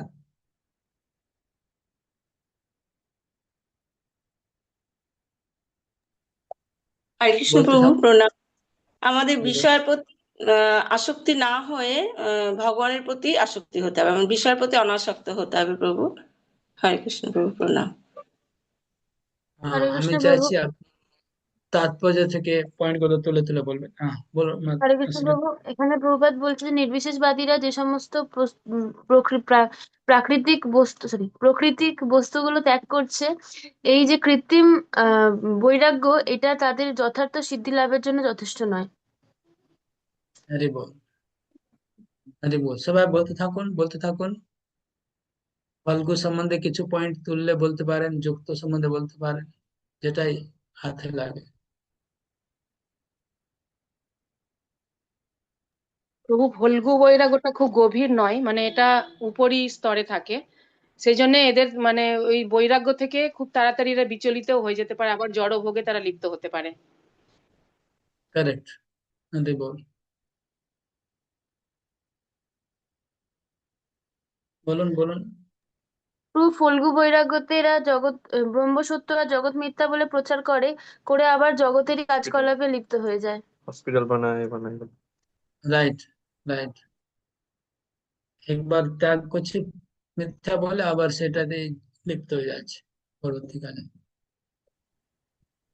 হরে কৃষ্ণ প্রভু, উম, যুক্ত বৈরাগ্য ভেবে আমরা অনেক কিছু ভুল জিনিসকে যুক্ত বৈরাগ্য ভেবে সেটা করে ফেলি, কিন্তু সেটা করা উচিত না। গুরুদেবের নির্দেশে সেটা নির্দেশ পালন করে করা উচিত যুক্ত বৈরাগ্য।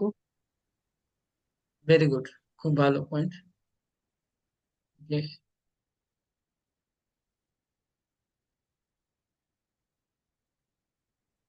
সবাই বলুন। মুকম করোতি বাচালম মানেটা কি? সবাই আপনার মুখ অবস্থা পরিত্যাগ করুন, মৌনম পরিত্যাগ, মৌন পরিত্যাগ করুন। हरे कृष्णा मुखम करोति वाचालम तुंगेम लंगम तिगड़ी यत्कृपा আহম বন্দে পরমানন্দ মাধব। গোবিন্দর ইচ্ছা থাকলে যে কোনো জায়গা আমরা চাকরি করতে পারি, যেতে পারি। কৃষ্ণ, আমি তো আপনার মুক্ত, আপনাকে মুখ অবস্থা থেকে মুক্ত হতে বলছি, শ্লোকের মানেটা বলছি না। আমি এই শ্লোকটা কেন বললাম, আপনার এই ফল্গু বৈরাগ্য আর যুক্ত বৈরাগ্য খুঁজে বের করুন, এই জন্য বলেছি। মুকম করতি বাচালম মানেটা আপনি বুঝেন নাই এখনো। মুকম মানে কি? মুকম মানে মিউট, বাচালম মানে আনমিউট। তো মুকম করতি বাচালম মানে কি? আনমিউট থেকে মিউট করুন, মিউট থেকে আনমিউট করুন। আপনারা এখন মিউট হয়ে গেছেন। মিউট মানে যে কথা বলতে পারে না তাকে মিউট বলে, বুঝতে পারছেন? যার কথা বলার শক্তি নেই, যার মৌন আছে, মুখে খুলছে না, তাকে বলে মিউট। মিউটের সংস্কৃত কি? মুকম। আর যে কথা বলে তাকে বলে বাচাল বলে। মুকম করতি বাচালম, আপনারা মুখ আছেন, এখন বাচাল হন। বুঝতে পারলেন সোমনাথবাবু কি বললাম? মুখম করতি বাচালাম। তো আপনি এখন মুখম করতি বাচালাম করুন, মানে যুক্ত বেরোতে সম্বন্ধে কিছু বলুন, তাৎপর্য ফল্গু বেরাগের সম্বন্ধে বলুন কিছু। হরে কৃষ্ণ প্রভু প্রণাম। আরে, অধিক ধন ধন সঞ্চয় করা এবং অনেক গুরুদেবকে অনেক শিষ্য গ্রহণ করা উচিত নয়। কেননা ধন সম্পদ সে লোভী হতে পারে, এবং অধিক অধিক যদি মানে তার শিষ্য হয়ে যায় তাহলে সে অধঃপতিত হতে পারে। তাই আমাদের গুরু পরম্পরায় ধারায় ধারায় দৃঢ়তার সঙ্গে আমাদের শাস্ত্রের নিয়ম পালন করা উচিত। হরে ওকে, কৃষ্ণ হরে প্রভু কৃষ্ণ। প্রণাম। হরে কৃষ্ণ প্রভু, এখানে যুক্ত বৈরাগ্য সম্বন্ধে প্রভুপাদ বলেছেন যে ভগবানের জিনিস ভগবানকে নিবেদন না করে আহ না নিবেদন করে গ্রহণ না করার যে প্রতিজ্ঞাটা, সেটাই হচ্ছে যুক্ত বৈরাগ্য। আর এইভাবেই আমরা চলতে পারলেই আমাদের ইন্দ্রিয়ের বেগ প্রশমিত করা যাবে। রাইট, রাইট, রাইট, বলুন। প্রভু যুক্ত বৈরাগ্য বলছে এখানে যে কৃষ্ণ সেবাতেই আমরা ব্যবহার আপনার আওয়াজ বন্ধ হয়ে গেল, ভিডিও আসছে না আওয়াজ। টেলিফোন তো মুখম করতি বাচালাম যৎ কৃপা তমন্দে শ্রী গুরুন দিনতারণ। তো গুরুদেবের এখানে ক্ষমতা শেষ হয়ে গেছে, মুখমকে বাচালাম করতে পারছে না। হ্যাঁ, সুমঙ্গল জগন্নাথ দাস, বুঝতে পারছেন? মুখম করতি, গুরুদেবের কৃপাতে মুখ বাচাল হয়ে যায়, লেকিন এখানে মুখ বাচাল হচ্ছে না। তাহলে গুরুদেবের কৃপা এখানে হচ্ছে না, কাজ করছে না, মুখকে বাচাল করা যাচ্ছে না। শাস্ত্রে তো লেখা আছে গুরুদেব মুখকে বাচাল করতে পারে, কিন্তু এখানে হচ্ছে না মুখ থেকে বাচাল। তার মানে শ্লোকটা কি হলো? গুরুদেবের কৃপা। হরে হ্যাঁ, কৃষ্ণ প্রভু। তো এখানে যে গুরুদেবের পাওয়ার শেষ হয়ে গেছে। ভক্তিতে কৃষ্ণ অনুশীলন ছাড়া আর কোনো কিছু অনুশীলন করতে হয় না। সে যদি কৃষ্ণ অনুশীলন করে তাহলে ধীরে ধীরে সবকিছুই তার অভ্যাসের মধ্যে এসে যায়। সমস্ত কিছু জড়জাগতিক দৃষ্টিভঙ্গি থেকে সদ্গুণগুলো সে অর্জন করতে পারে। ওকে, ঠিক আছে। তো এমন আর কিছু পয়েন্ট আপনারা খুঁজে পাচ্ছেন না মনে হচ্ছে। সমস্ত জিনিস ভগবানের সেবা ভাবে লাগানো যায়, সেগুলো ভগবানের সেবা দেওয়া উচিত, সেগুলোকে কোনোদিন করা উচিত না। ওকে, এবার আমরা রাগানুগা ভক্তিতে প্রবেশ করব। আপনারা সবাই রেডি আছেন রাগানুগা ভক্তিতে আজকে প্রবেশ করতে চান? পরে করবেন, পরের সপ্তাহে? দাঁড়ান আমি দেখি কতটা আছে। তিনটা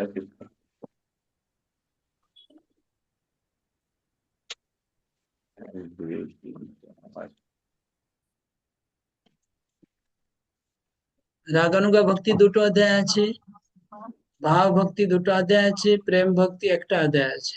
বুঝতে পারছি? মানে এখন দুটা ক্লাস হলে কমপ্লিট হয়ে যাবে।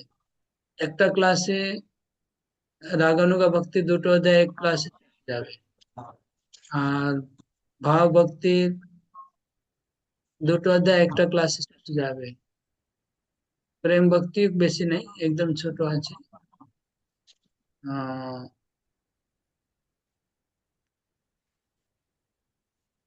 19 নম্বর অধ্যায় হচ্ছে প্রেম ভক্তি, 14-15 হচ্ছে রাগানুগা, 16-17 হচ্ছে ভাব ভক্তি, 15-16 ভাব ভক্তি, 17-18 রাগানুগা, 19 নম্বর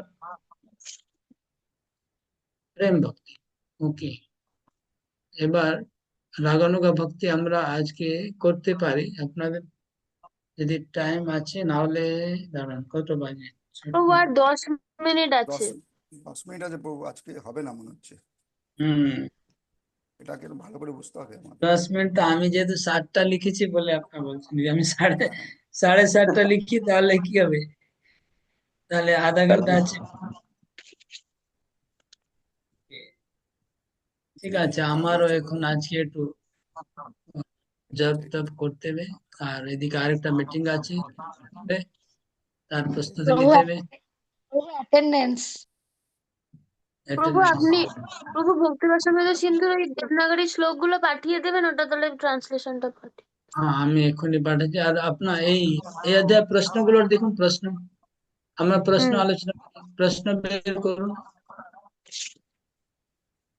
আজকে যে পাঠ করলাম এর উপরে প্রশ্নগুলো বের করুন। হ্যাঁ প্রভু, প্রশ্নগুলো হচ্ছে 13 অধ্যায়ে প্রশ্ন ছিল সূত গোস্বামীর বর্ণনা অনুযায়ী উন্নত ভক্তদের সাথে মেলামেশার মূল্য বর্ণনা করুন। এটা 13 অধ্যায়ের প্রশ্ন। 13 অধ্যায়।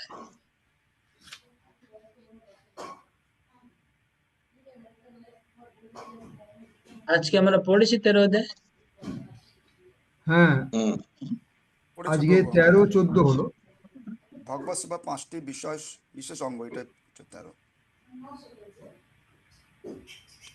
13 অধ্যায়ের প্রশ্ন হচ্ছে সূত গোস্বামীর বর্ণনা অনুযায়ী উন্নত ভক্তদের সাথে মেলামেশার মূল্য বর্ণনা করুন। উন্নত ভক্তদের সঙ্গে মেলামেশার মূল্য।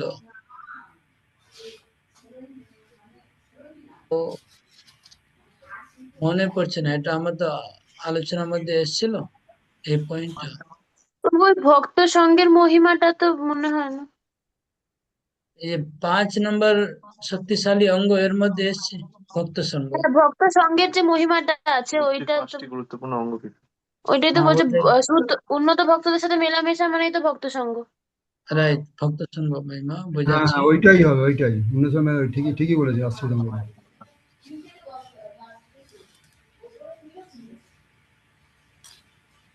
এইটা একটা প্রশ্ন। আর দ্বিতীয় প্রশ্ন হচ্ছে ভক্তির 5টি গুরুত্বপূর্ণ অঙ্গ কি কি? শিল রূপ গোস্বামী রচিত প্রতিটি বিষয়ের মহিমা বর্ণনা করুন। এটা আপনি ভালো করে এক্সপ্লেন করেছেন। এটা হয়েছে আলোচনা না এখনই। এটা এখনই আলোচনা হয়েছে।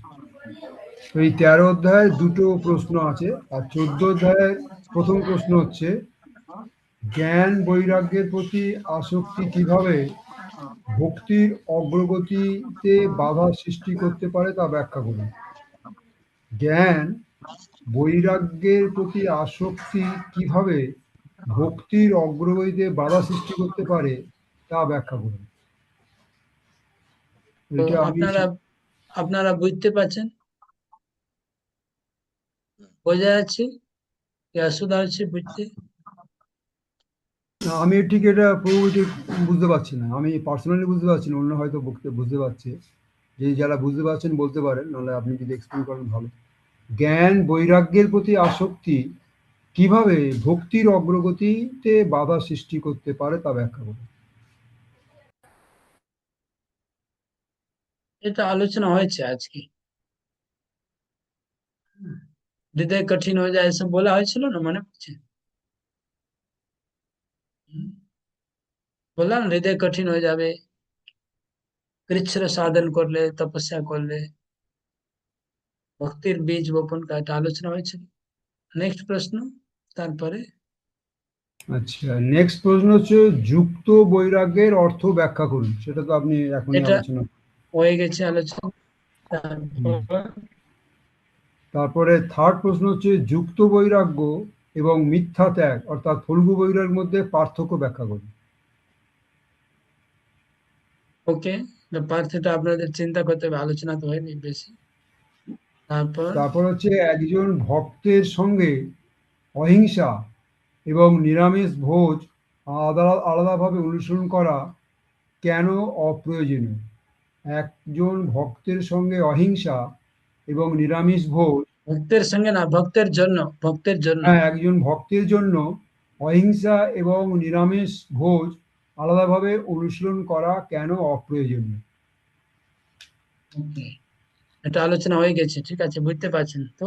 নেক্সট প্রশ্ন। এইটা একটু রিপিট করবেন তবু, এটা ঠিক মাথা থেকে বেরিয়ে গেল। এখন বললাম না, অহিংসা আর নিরামিষ এগুলো তো কোনো, আরে ওই মৃগারির গল্প বলা হলো, কত কিছু বলা হলো।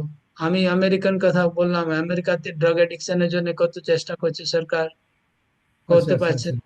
কিন্তু হ্যাঁ ভক্তি হ্যাঁ। করলে হয়ে যাচ্ছে না সবকিছু। আপনা থেকে সাধিত হয়ে যায় প্রভু। ভক্তি করলে একজন নিরামিষ হয়ে যাচ্ছে, অহিংসক হয়ে যাচ্ছে, নেশা ত্যাগ করে দিচ্ছে, সব গুণ চলে আসছে আপনার। ঠিক আছে ঠিক আছে প্রভু, আলাদা তুমি আলাদা ভাবে অনুশীলন অপ্রয়োজনীয়। দেখুন আপনার এখনই আপনার মনে পড়ছে না, তার মানে চিন্তা করুন। আলোচনা হচ্ছে, সবাইকে ভালো করে চিন্তা করতে হবে, নাহলে মানে আপনাকে ওটা মন্থন আউটলাইন করতে হবে।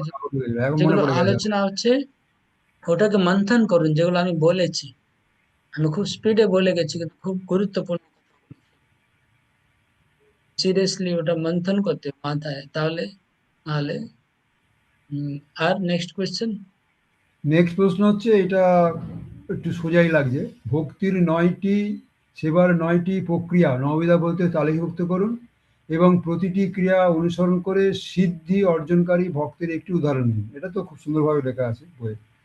খুব সোজাই লেখা আছে, এটা কিছু ব্যাপার না। ঠিক হুম। আছে। শ্রবণ করা পরীক্ষিত মহারাজ, কীর্তনে সুখদেব গোস্বামী, স্মরণে প্রহ্লাদ মহারাজ, মুখস্থ হয়ে যাবে। ওকে, এই কটা প্রশ্ন আছে, খুব সিম্পল আছে। আপনার হোয়াটসঅ্যাপ গ্রুপে আমি অলরেডি শেয়ার করলাম, প্রশ্ন দেখেছেন? শ্লোকগুলো শেয়ার করে দিয়েছি।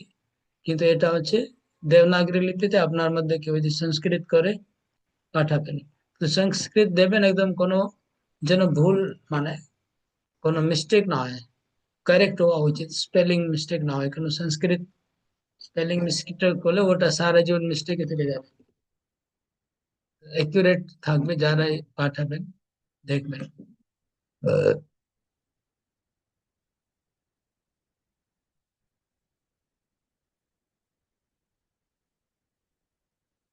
অ্যাটেন্ডেন্স,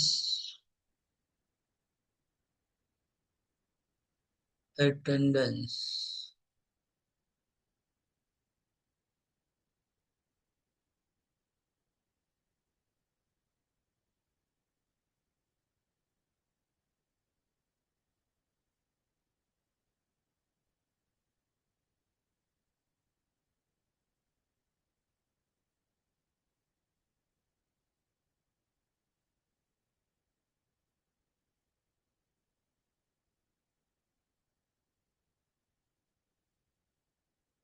7 তারিখ, 7/2/26।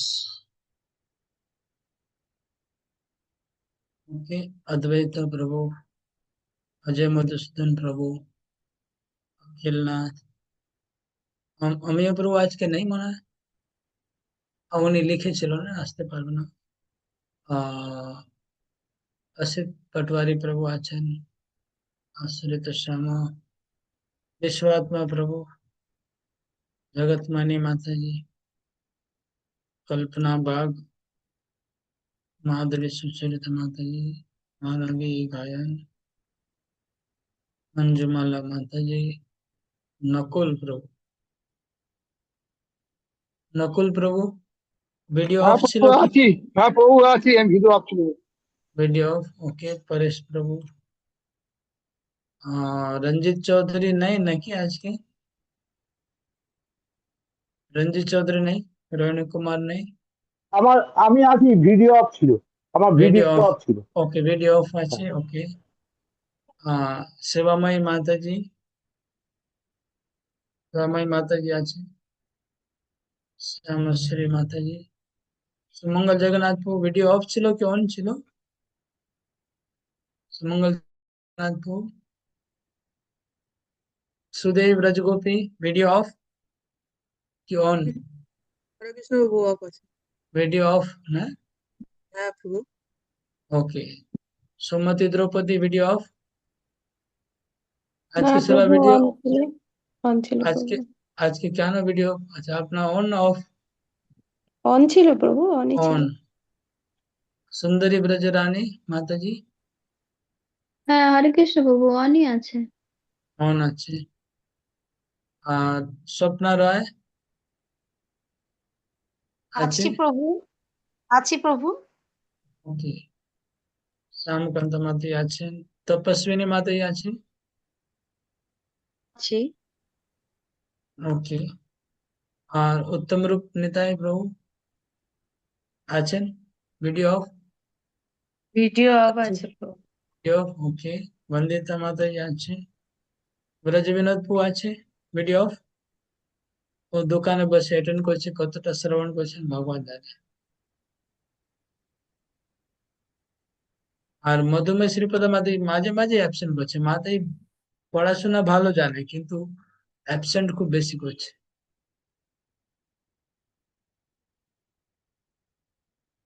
প্রভু হরে কৃষ্ণ, হরি বল। রঞ্জিত প্রভুটা গন্ডগোল হলে বলে মনে হচ্ছে অ্যাটেন্ডেন্সে।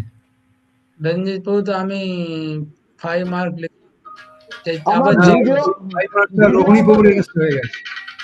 ও আচ্ছা, আমি কারেক্ট করেছি, ঠিক আছে ঠিক আছে, ভুল হয়ে গেল, আমি ঠিক করে দিচ্ছি, ও ঠিক হরে কৃষ্ণ করে প্রভু। দিচ্ছি। হরে কৃষ্ণ। ও হরে কৃষ্ণ। হ্যাঁ ঠিক বলছেন প্রভু, উপর নিচে গেছে, আমি এটা কারেকশন আচ্ছা, করে দিচ্ছি। হ্যাঁ বলুন প্রভু। বলছি আপনি তো বলুন। এতদিন ধরে অ্যাটেন্ডেন্স নিচ্ছেন, কতগুলো ক্লাস হলো এতদিন ধরে প্রভু আমাদের? প্রায় শেষ হওয়ার মতো তো। দাঁড়ান, আচ্ছা কত কাউন্ট হচ্ছে আপনি কাউন্ট করে বলবো? হ্যাঁ বলুন না, আপনি হ্যাঁ, আর দুটো ক্লাস তো বাকি বলছেন, তাহলে মোটামুটি আমাদের ক্লাসটা কতগুলো ক্লাস আপনি করলেন ভক্তি, মানে ভক্তি বিজ্ঞরা ইয়ে এই যে শিক্ষার্থী কমপ্লিট হচ্ছে আপনার কত? স্ক্রিনটা শেয়ার করলাম আপনার কাছে, উপরে দেখুন। এ এ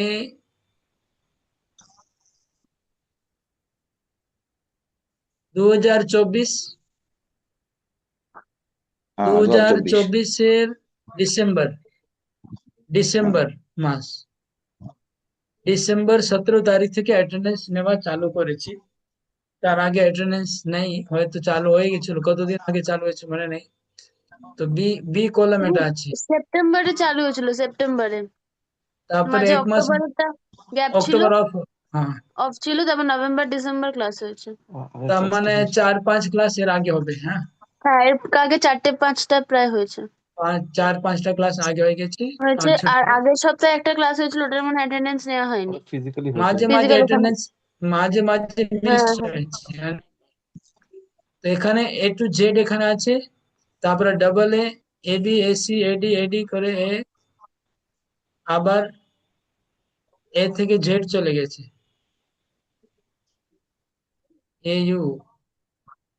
AUBWXYZ, মানে দুটো ABCD। দুটো 50টা। ABCD কটা হবে? আমার 60টি ক্লাসের মতন হয়েছে। না, দুটো ABCD মানে 50টা, 48। 40, প্রভু 50টার মতো। কিন্তু 40 আমি প্লাস 2। একটা যে একটা ABCD হলে 26 হয় না? আপনি হ্যাঁ, ভিডিও যেগুলো পাঠিয়েছে, হরে কিন্তু প্রভু ভিডিও ওর পাঠিয়েছেন এতে তো আমি নাম একটা দেখলাম যে রয়েছে। একটা70-50 ABCD হলে 26 হবে, 26 দুনি আচ্ছা, 52। 52 প্রভু। আর কিছু কিছু তো মিস হয়েছে না, কিছু তো অ্যাটেন্ডেন্স হ্যাঁ, নেননি, আর এটা আমার বলছে। 26 হচ্ছে 52, 52 আর 5-6টা ক্লাস আর এড করুন। আর তার মানে এখানে ওই আরো আর 60, 60 ক্লাস হয়েছে, 60। ষাটটা হবে, 60টা হবে, হ্যাঁ। হরে আর কৃষ্ণ তো দুটো প্রভু, কিন্তু আপনি ভিডিও যেটা পাঠাচ্ছেন ওইটা সেশন 68-70 কাছাকাছি, 68-এর কাছাকাছি হয়ে গেছে আমার কাছে। তো আমি সবকটা এবার সেট করে রাখি, 65, 66, 67, 68, আমার অ্যাকুরেট নম্বর মনে নেই, অমনি প্রভু রয়েছে। আজকের ক্লাসটা নিলে 69। হ্যাঁ, হ্যাঁ, এইটাই আমি বলছি, সেশন 69, তার মানে 69 প্লাস। বাহ, 69, 70, ওই 70-72 ক্লাস হবে তাহলে।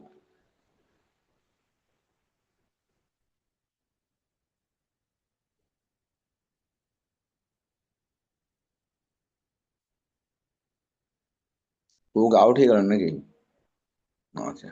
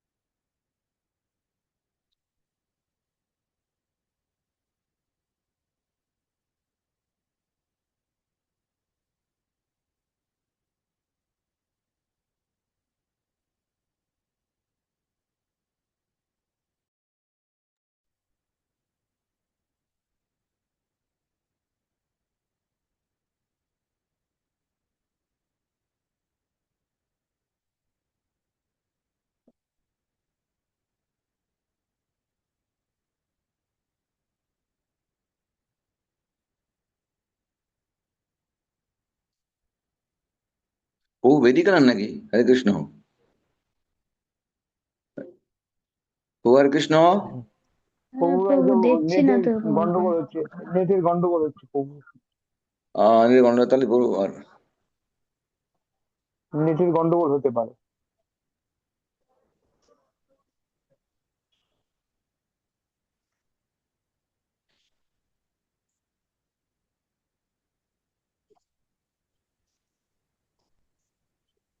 হরে কৃষ্ণ রঞ্জিত প্রভু। হরে কৃষ্ণ। আপনাকে ফোন করলাম, আপনি তো ফোনে কোনো উত্তর দিলেন না। আরে আমি আমার আমার মাইন্ড এদিক ওদিক ছিলাম না, আমার বললাম না আমি অডিও কাজে মানে ভিডিওতে দেখিনি, আমি তো কানে শুনছি না কোথায় কি ঠিক আছে, হচ্ছে আর মানে বই আছে না। না আপনার কি এখন মাইন্ড ডিস্টার্ব আছে নাকি? না ডিস্টার্ব না, মানে এই যে আপনি ফোন ঠিক আছে ঠিক করেছেন, আছে পরে কথা বলবো। ঠিক আছে হরে কৃষ্ণ। তা ক্লাস আরম্ভ হয়ে গেল তো, তাই জন্য আর ফোন করলাম না।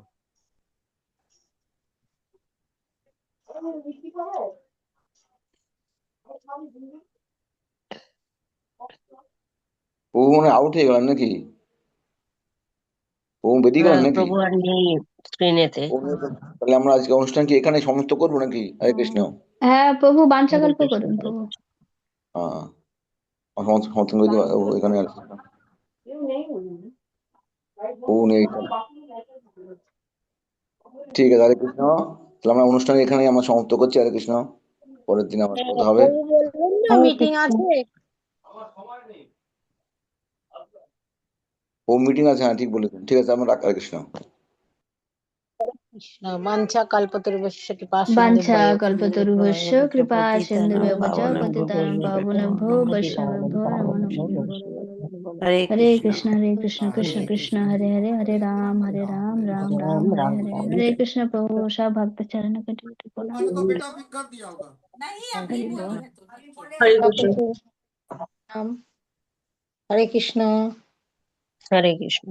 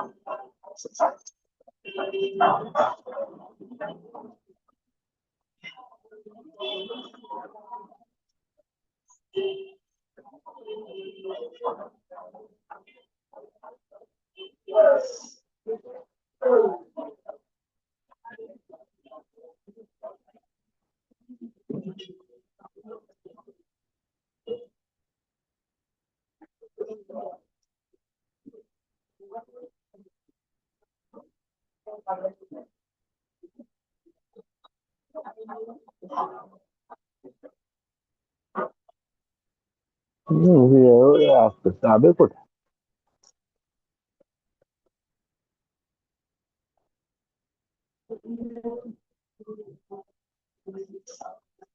হরি যাবে বল। কোথায়? আরে হরি ক্লাস বল। তো শেষ হয়ে গেছে। হ্যাঁ আমি বেরিয়ে আগে যাচ্ছি, গাড়ি একটু আর কি আগে আয়। করবো?